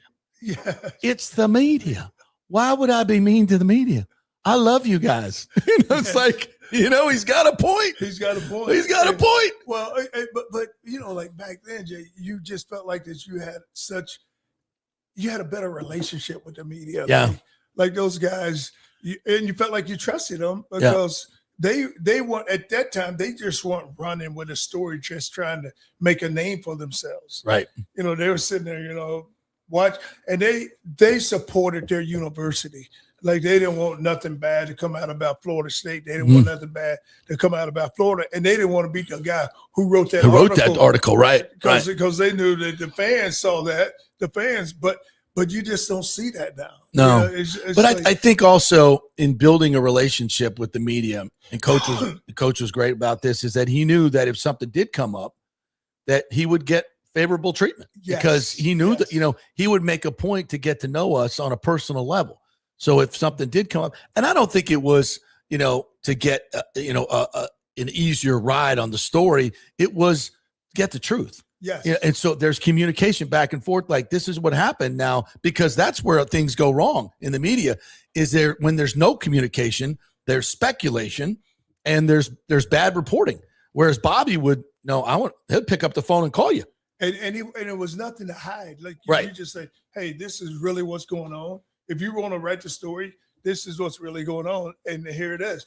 And it wasn't like, if you think about it now, it's like guys feel like this guy here is getting all the information. Right. Like one guy's getting it all, and the rest of us aren't getting anything. So that's why they push so hard now to try to get a story, because they feel like one guy's getting all the information. I'm not getting anything. So the moment I hear something, I'm going with it. Yeah. And not checking their sources. Were there any players that you had that you knew were notoriously like, oh God, he's talking to the media? Oh no, this is not going to go well. I knew when I had my man Spikes. I just didn't know what he was. I didn't know what Brandon Spikes was going to say it. Because he was really good with the media, but you just didn't know. You didn't know what was going to go. Because you're like, oh God, please don't say the wrong thing. So you wouldn't bring him to to the SEC kickoff. He would speak. He would because I want to say like he would go. Tebow Tees would go, and one other one would take like 3. And you'll be like, okay, Spikes. We know Tebow's gonna be fine. Spikes, but Spikes is the wild card. Let's not put nothing out there now. We have he may say something like, "Oh, we have a really good team, and we're gonna really show these people what we're gonna do this year." You're like, "Hey, Spikes, just tone it down now. We don't need to say anything." Yeah, these media opportunities now. That the one that's going to happen next week. It's it's like it's kind of the kickoff to the season. Yes. Did you ever have a message that you wanted to get out? Like it was whatever the year was, whether you're going to have a good year or you were stacked and you were highly rated. Was there a theme that you wanted to, and you would get together with your players and say, this is what we want out there? Yeah, because you talked about that theme when you came into spring practice. You're like, hey guys, just in order for us to get to where we need to get to next year, this was our theme. You'd have it. Okay, that's we cool. just take a next step or whatever it may be. We were so close in so many games. Now, what do we have to do? Finish. Yeah, right. That'd be good. Like finish. So you use a word like finish. So you would go to the media day, and that's all the guys. That's the language they talk. Like, hey guys, when they ask, hey, let's talk about. Hey, we didn't finish last season. We were close in 3 games. We lost in 2 games in overtime. This is what we have to do to go finish. These are the things we have to do. Is there the worst thing a guy has ever said at a media days, or do you have any of those stories where it's just no, because or during a season? Because like I said, the guys when you went to media day, you got to pick the guys you tell. Right, exactly. So you was kind of comfortable with those guys going, and it was more of them, saying what they need to say during media day. But during the season, you kind of got nervous because you didn't know after a game, if the reporter come in the locker room, if he went to a certain locker, what this guy was going to say. Yeah. You sit there like, oh God, what's he doing? Hey, keep him away from him. Don't let him talk. Don't let him talk. No, hey, no one. Tell the reporters they cannot talk to him. Did you ever have a situation where there was one reporter, or maybe 2 or 3, that you were like, let's keep the guys away from him, or you'd always have a PR person, around that guy because he was a troublemaker? Well, what I try to do, when I found a guy like that, I would like have a conversation with him, and I would say to him, I say, hey, what is your issue with us? Every article that you write, it's like you're looking for something. And so if you have an issue, just ask me and I give you the answer, or we can sit here and talk about it. But you try, you may find a guy like that. And plus, once you had that conversation with him, it kind of toned down. But still, though, you didn't feel like you really trusted him. All right, last question for you. This SEC meeting, there's, I'm going to ask this question for sure. The SEC is not the big dog anymore. Yeah. I mean, we're looking at who's winning championships now and playing in the championship game.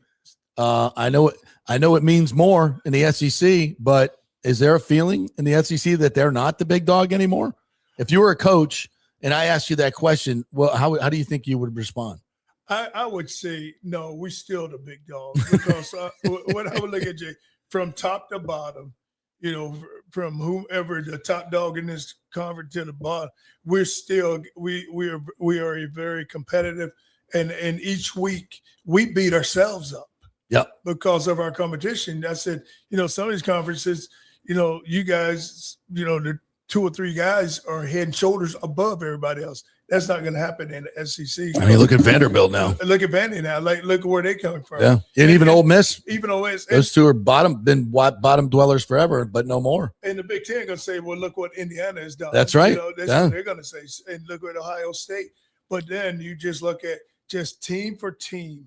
When you match them up, you're going to still sit and say, hey, we haven't won the championship, but we are still the big dog in college football. Do you would you like a 2014 playoff, or that too much? I think it's too much because now you're using you're gonna get the argument, because when you look at number, just say you go 18, 19, 20, they may have 3 or 4 losses.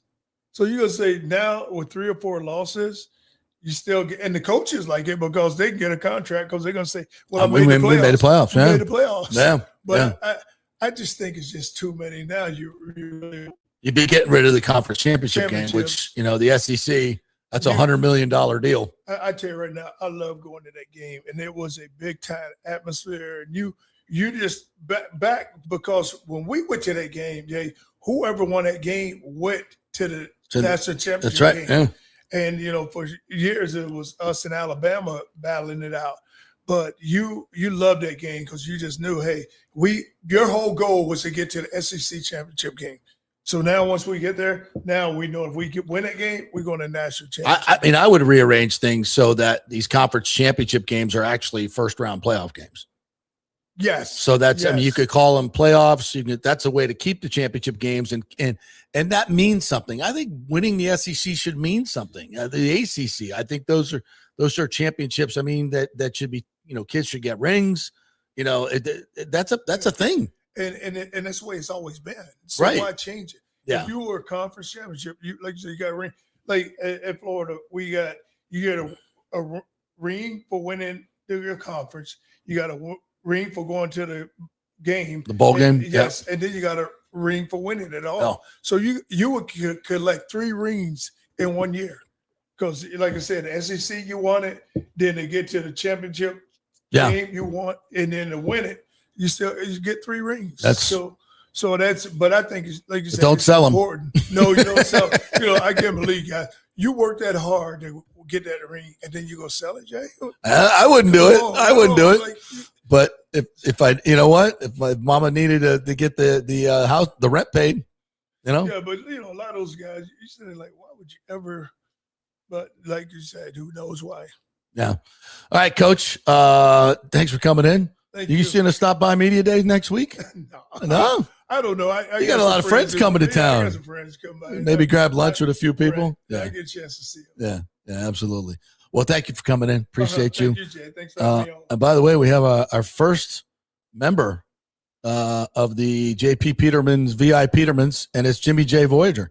So welcome in, my friend. You are the inaugural VI Peterman or our YouTube channel. How about that? All right. History has been made. Way to go, Jimmy J. We appreciate you, my man. May God have mercy. All right, we'll take a break. When we come back, Johnny Gerber is in the house. We're going to talk some British Open. We have Suber from Palmacia Country Club, who will be teeing it up at Royal Birkdale. We'll talk about that when we return. Stay with us. JP here for Genesis of Tampa and the Murphy Auto Group. I think the best way to experience a business is to use that business. And I just did at Genesis of Tampa. Just bought a GV70, a 2023, and it feels and drives all new. It's an absolutely fantastic car. The technology, the comfort, and the price, absolutely outstanding. Frankly, I never thought I could get into a car like this, but they made me a deal I could not refuse. And I also get the VIP service where you can just drive right up, their pit stop service. They'll top off all the fluids, make sure your air in your tires is good, new wipers if you want them. If you need extended service, they will come to you, bring you a courtesy car, and then bring your car back. What more do you want? The experience was just VIP all the way. And you can get that at Genesis of Tampa. And don't forget, you can get extended warranty, which I did. So I have worry-free miles up to 100,000, and all they do is just take it in. Actually, I don't have to take it in. They come to me. It's perfect. It's Genesis of Tampa right there, 801 East Bears Avenue, right off of 275. Go see them and tell them JP sent you. Big thanks to Italiano Insurance, the great folks over there. They will soon be part of Gallagher Insurance. A little name change, but same great folks, same great customer service you've known for over 65 years. They do all the work. You save all the money. ItalianoInsurance.com at 813-877-7799. Hey, the Golden Diamond Source wants to be your family jeweler. So don't wait any longer to find that one-of-a-kind perfect engagement ring for that special someone in your life. At the Golden Diamond Source, they can design anything you want personally. The Golden Diamond Source can help you trade in your old broken jewelry and use it towards a new purchase as well. And with gold prices at record high, now is the best time to do it. They only sell natural diamonds at the Golden Diamond Source. So if it's a real love, it should be a real natural diamond. Don't start your relationship with a fake diamond. bad idea. And with the Gold and Diamond Source first-time buyer program, you can learn all about the 4 C's in all the different shapes and styles. And they are able to show you a huge selection of inventory to choose from. And don't forget, 0% financing for up to 5 years. If you finance $5,000, it's only $83 a month. Make sure it's a Gold and Diamond Source diamond, 3800 Almerton Road, always online at goldendiamond.com. It's a love you give only at Golden Diamond Source.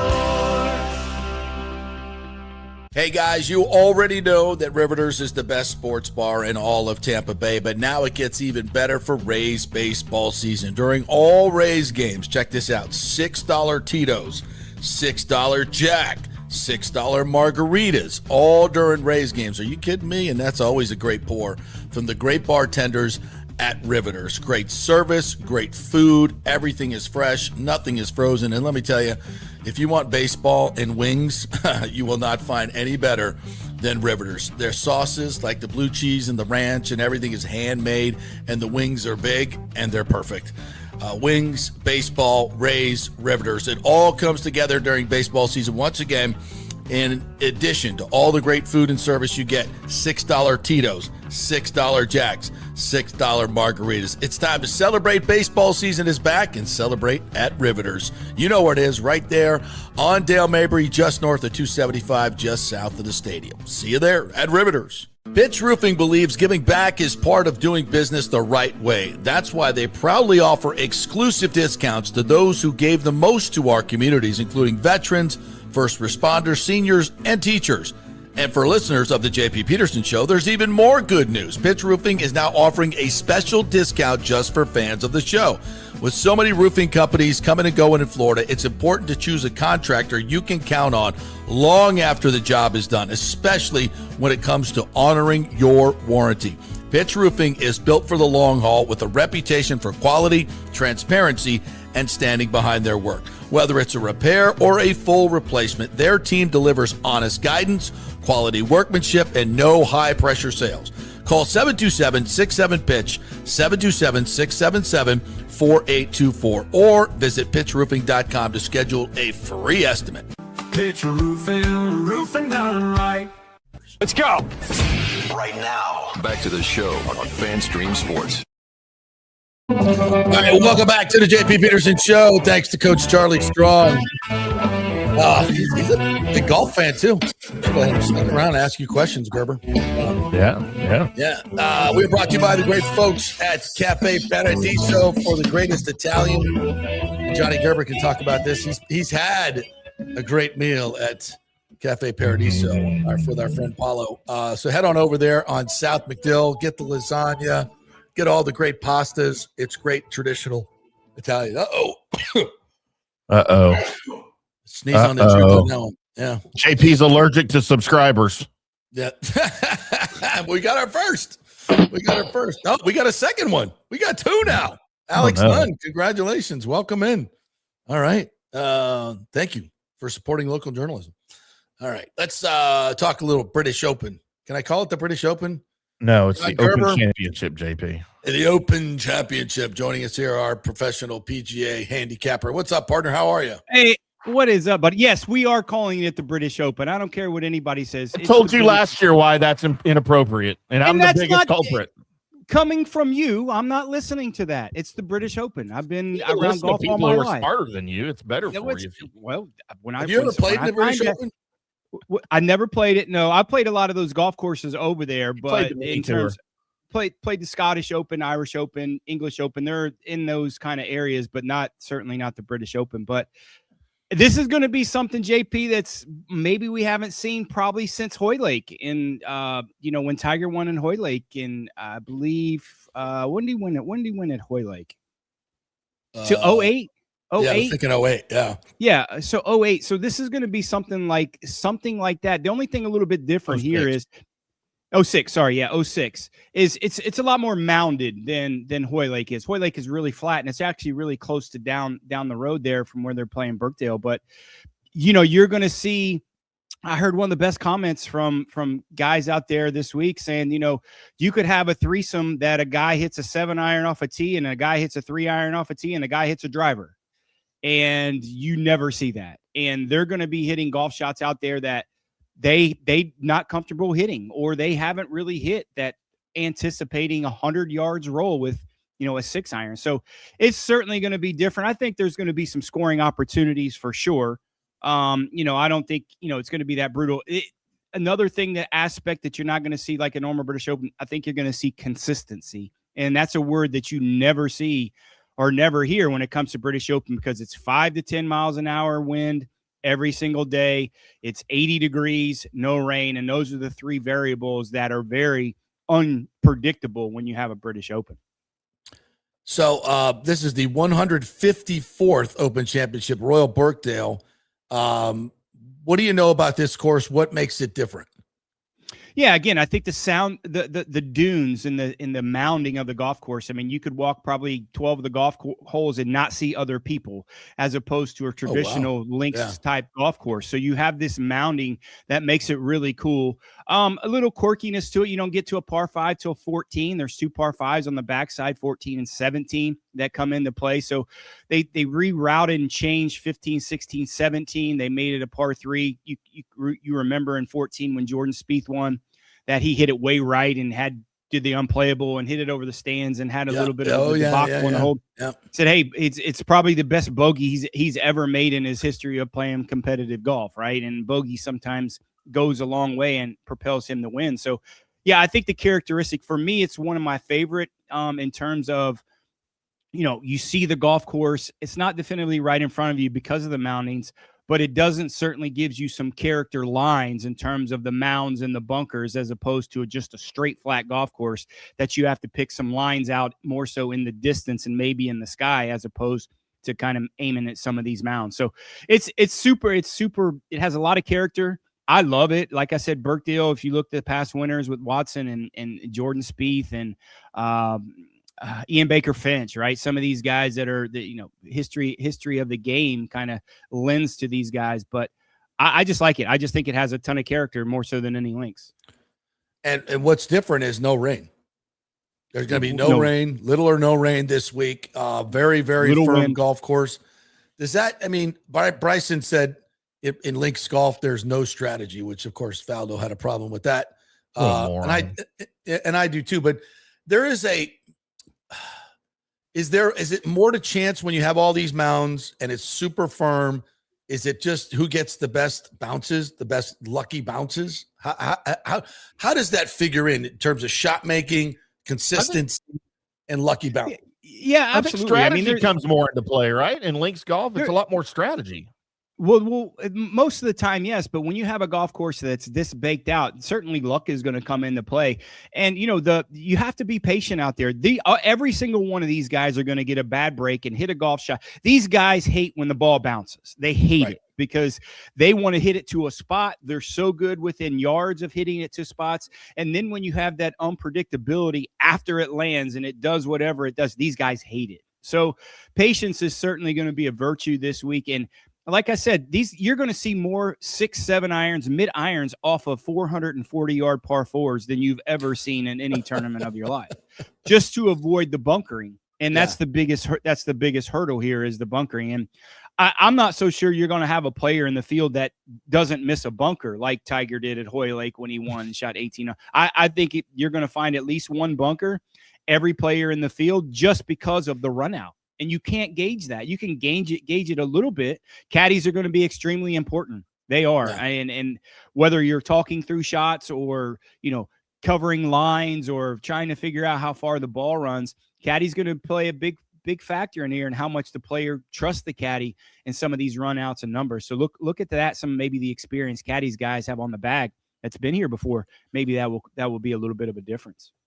If I'm not mistaken, didn't Jack or some of these guys used to use the local caddies when they came over because, their caddies just did not know these courses? Would you, if you were a Scotty Scheffler, an established player, would you look to obviously they're not going to change caddies. How do you approach that? How do the caddies approach it? Do they come over early and talk to a lot of these local guys? How do they do that? Yeah, these guys are pros, man. These guys are pros on a different aspect of golf, just like the players are the pros. These guys are the same. I mean, they're out there in the mornings. They'll get the books and they'll do that. Here's a little bit different because most golf courses that you have sprinkler heads and you can route the numbers through the sprinkler heads but you don't have it here. That's why it's so brown. They don't water these fairways because this place is 100 years old and they didn't have irrigation systems back in. Now there's a few to grow some up the fescue on the sides, but the fairways, no. But the work certainly is done. I covered ISCO last week down in Louisville, and the caddies are at the range and on the golf course before the players are doing their charts and doing these things. And certainly they're getting their work in. And the experienced caddies, Scotty Scheffler's probably a bad example because Teddy Scott's probably the best caddy on the PGA Tour, right? He's not going to let anything get past him. But if you look at some of the amateurs in the field and maybe some of the lower end guys that are kind of up and coming that are playing in Europe that qualified, they'll use some local caddies. Sure. I mean, why would you not? That only makes sense to me. Yeah, I certainly would. Rom's talking about hitting 6 irons, 280 yards. Yeah. If you have the wind behind. It's spooky. It really is spooky. And look at the guys that have patience, man. I'm telling you, that's going to be a big deal this week. I'm not so sure creativity is going to be it because it's kind of a spot A. You can take some lines. But the greens around the greens, look at guys who are really good chippers this week. I like too, because you're going to miss greens. It's just the way it is. You're going to miss greens out here and you're going to miss them in plenty. But I like the guys who chip, and like length is not going to be an issue. So we kind of stayed away from the guys that are the longer hitters, the bombers, more of the accurate hitters that we like more so than anything else. Our boy Jackson Suber has been knocking on the door for weeks and weeks, Johnny. Hasn't been able to close, but he's getting dangerously close. He will be playing in his first British Open this week. We got some friends from Palmacia, his dad, family going over there to watch him play. It'll be his first time playing in a British Open. Does he have any shot at all to win this thing? Well, I mean, listen, man, I hate to say it. We've had Jackson on our card a ton and he's made us some really good money. So I'm not going to dog cuss him thinking that he can't win. No, it's just about experience. If you've never played in this, these links courses. It's highly unlikely, but you know what, JP, this golf course and playing in the British Open, there's no substitute for coming in with some really good form. And sometimes maybe ignorance is bliss. And I certainly think that he has a great opportunity to make the cut. It'd surprise me if he didn't make the cut. I just think that how well he is playing and the confidence that he is getting is going to help him in this major championship. He's been knocking on the door. He fits that mold. We've talked about this a lot of the kind of modern day PGA Tour player. He hits it far. He chips it and puts it pretty good enough for as far as he hits it. And I just think he's getting that confidence that potentially he could just have no fear and just go out and say, hey man, what the hell? I'm going to try to play my best. And kind of go from there. Maybe he's a guy that did get a local caddy. I'm not sure. You would probably know a little bit more that I. We'll find out. We'll find out. Be a guy that did, right, and kind of chart out these bunkers. But if there's a British Open that if there's a British Open that it's his first start, I don't like him in this spot as a first start for a British Open, just because of some of the unpredictabilities of how far the ball runs, and he's not really kind of used to that on a regular basis like some of these other guys maybe that's played in more British Opens than him. All right, let's get to the card and see what you got, and give us some analysis on these picks. Yeah, dual week Rose this week. Is 28-1. Holy shit. 28-1. And if you believe in karma, man, this is where kind of Justin Rose broke out. And, when he was 18 years old. So I firmly believe in that, but that's not why I picked him this week. I just think that he's had some driver woes at the beginning, throughout this year, and he's not going to hit a lot of drivers here, but he's one of the best iron players on the PGA Tour. So hitting some of these irons off this tee, knowing this golf course well, and kind of feeling in a spot. I firmly believe Justin Rose is going to win another major before his career is over, and this is as good a spot as any for him. So at 28-1 with some value, I like. And here's what I'm going to tell you. I really like this guy if I have him on our card, Colin Morikawa, because we have a hate relationship with each other. Yes. So at 28-1, man. Listen, he fits the mold. It's not going to be windy. So that when he won his British Open, it was very similar conditions to this. Wasn't very windy. He's one of the highest spin players on the PGA Tour. It's not going to be that this week. So, hey, listen, man, I like him 28-1 with some value. I think he's refreshed. And Ludwig Oberg at 30-1, I'm really disappointed in him. I have higher expectations, but the week that I do not something up, man. I don't know what's going on with him. The week, fellas, that I don't pick him in a major championship is the week that he will probably win. So absolutely. I'm not going to leave him off the card. He just has way too much talent. And he has that temperament. It's going to be really good in this type of situation. You know, there are three Texas Tech golfers in this tournament this week. Him, one Tim Weidemeyer, yeah, and then one of the seniors. I can't remember his name. That's a current Texas Tech golfer is in the field as well. So there's three of them. Oh, okay. Well, was it Colin Scott? Maybe. I think it's remind him no guns allowed in England. By the way, no guns up in England. But yeah, man, I have super high expectations for Oberg, and he's disappointed. But I like him in this spot at 31. And our long shot ham sandwich, Patrick Reed. I mean, 50-1 in some of these conditions. That has how well he chips and putts. That's what you're going to need. Look how well he chipped and putted at Augusta on kind of greens that are raised and elevated like this. So his creativity around the greens, when you get that value, and you know Patrick Reed, he's going to grind out fingernails off of it no matter what. So at 50-1, I like. So Russell Henley at plus 430. I like him a lot in this spot. He's really steady. I just don't think he can make enough birdies to win this week. I think it's probably going to be about 15-14, somewhere around there that's going to win. I just think he's going to be steady enough to stay in that 9 to 10, 12 area. If the score gets to that, maybe has a better chance to win. But at plus 430, there was good value. And again, you know I really like this guy. If I put him on the card at top 10, Patrick Cantley at plus 625. He's not my favorite person in the world for a lot of reasons. We'll talk off air if you don't really know those stories. But at 625, let's see if he can get back a little bit in some good graces with me and cash a little card here. Yeah, because he's been trending well. And Patrick Cantley is a guy that you don't know if he shit himself or he just got married, because he's very stoic, right? He doesn't show a lot of emotion, and maybe that's what you need this week. But I like him in this spot. And two top 20s, Joaquin Niemann at plus 220. Got some decent value there with Joaquin Niemann. Obviously the most dominant player on LIV this year, but I'm not sure that transcends. But he plays well in major championships, and he plays well in this type of environment. That's good value with him, Yeah. And Harris English, same way, plus 350. Another guy, it's very similar to Russell Henley. He's going to be very steady, not make a lot of mistakes. I'm not so sure he can get to that 14 to 15, maybe where it needs to be to win, but I certainly think that he can get in that double-digit area for top 10s. And look at this week. It's something that's very you kind of pay attention to. Look at the guys that's changing a lot of clubs this week. These guys are switching off to a lot of maybe driving irons and 2 irons, but the biggest change that they're going to need this week, and we've talked about this before, is their bounce pattern in their wedges. They're getting wedges now that they're changing up because of the hard turf that had very little bounce or no bounce on their wedges. So they're getting a little bit adjusted to the bounces with, changing up wedges. The tour trailers have been crazy busy this week out over there at the British Open. I mean, changing off clubs. These guys, they're earning their money this week. So pay attention to maybe some different club changes that you'll see that normally that you wouldn't see these guys hitting. There's going to be a lot of driving irons or, like 2 irons or something these guys are going to be putting in their bags, along with, getting 60-degree wedges with no bounce on them, and they're just straight flat, so they can kind of get ready and prepared for that firm turf that they're going to have. Interesting stuff. All right, the Corrales and Punta Cana. We won't go through all these guys. Maybe just the winners here. You want to talk up some of these dudes?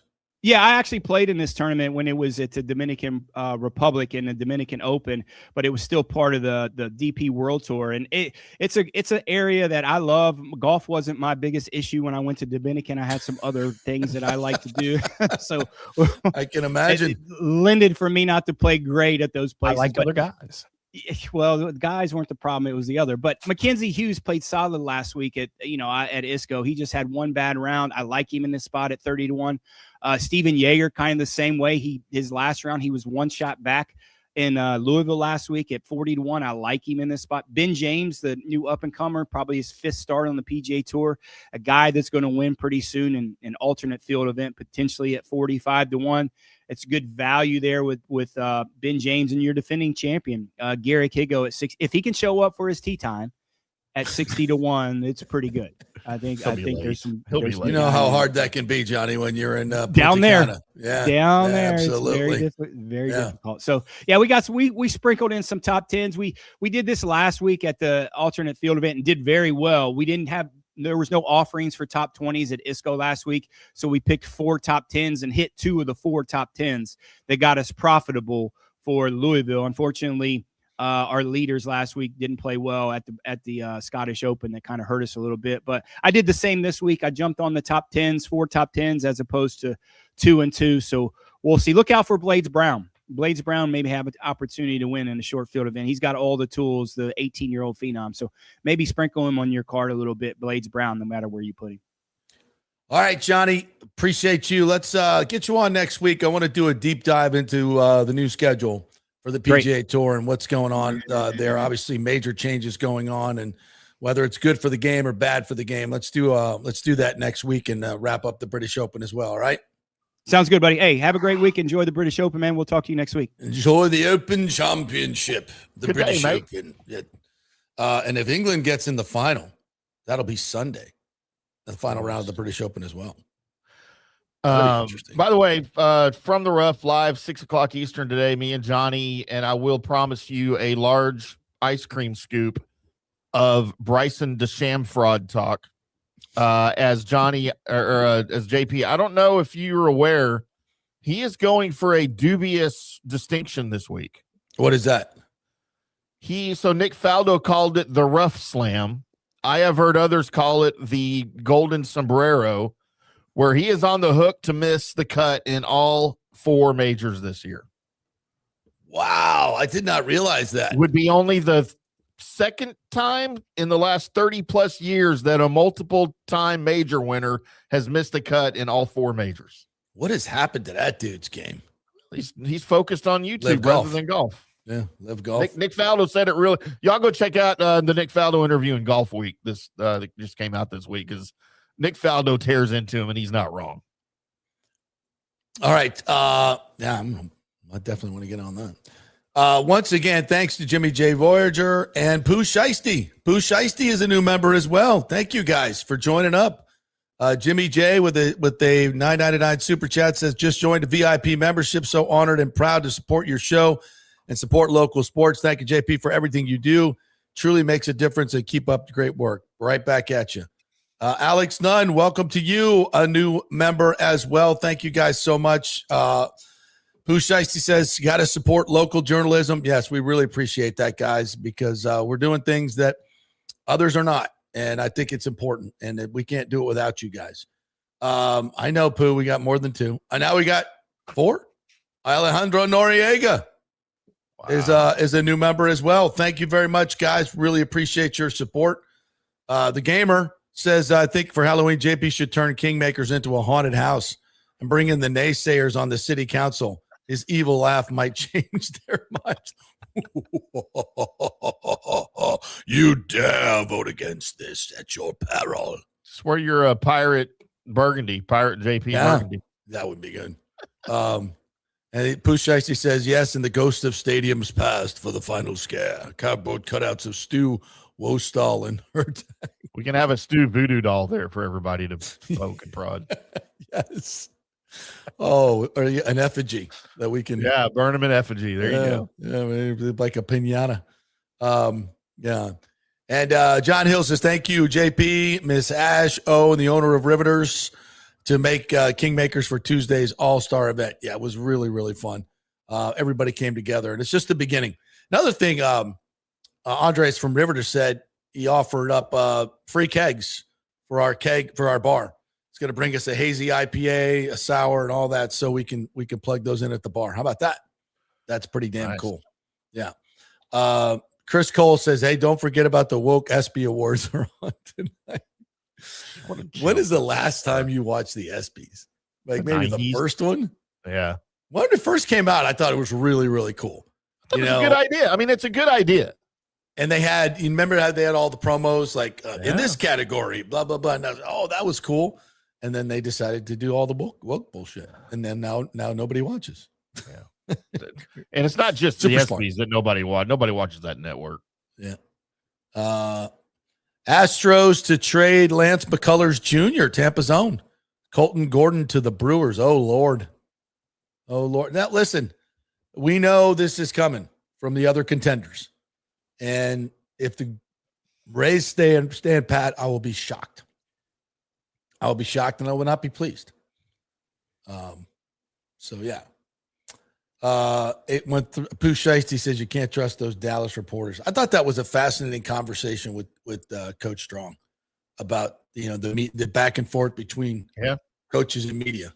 Your thoughts, Timmy?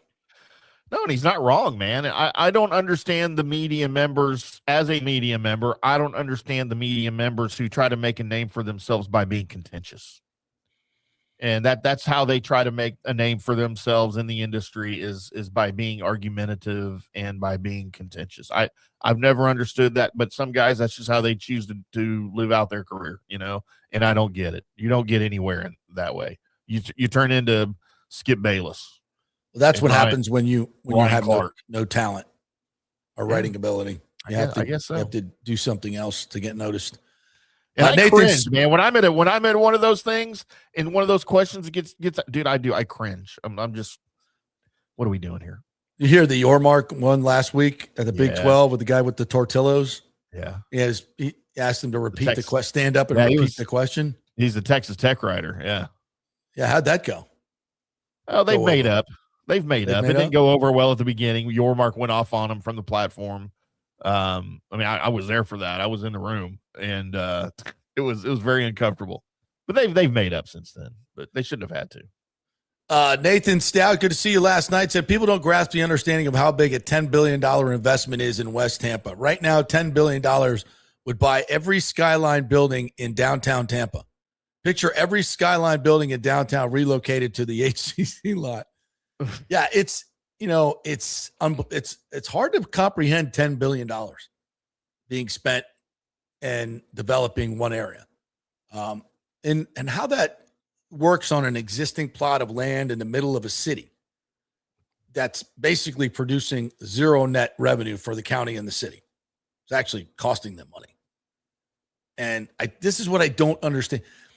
I guess part of it is, not to get into a long soliloquy, but it's kind of counterintuitive. Oh, we're going to spend money, but we don't have the money. And it's like, no, you got to spend the money to make the money. To get the money you don't have. I know it's a little counterintuitive, but it really actually works. It really actually works. When you invest, more people come, they bring money, you get more money. It's really not that hard a concept, but people just don't get it. But then you have what happens, and this is, that happened in the last couple of days. Channel 28 did a story, put on Zembalist and some of these sports economists that say, and he literally said, this project will have zero economic impact. Zero. Not $1 million, not $2 million, not $75 billion. Zero.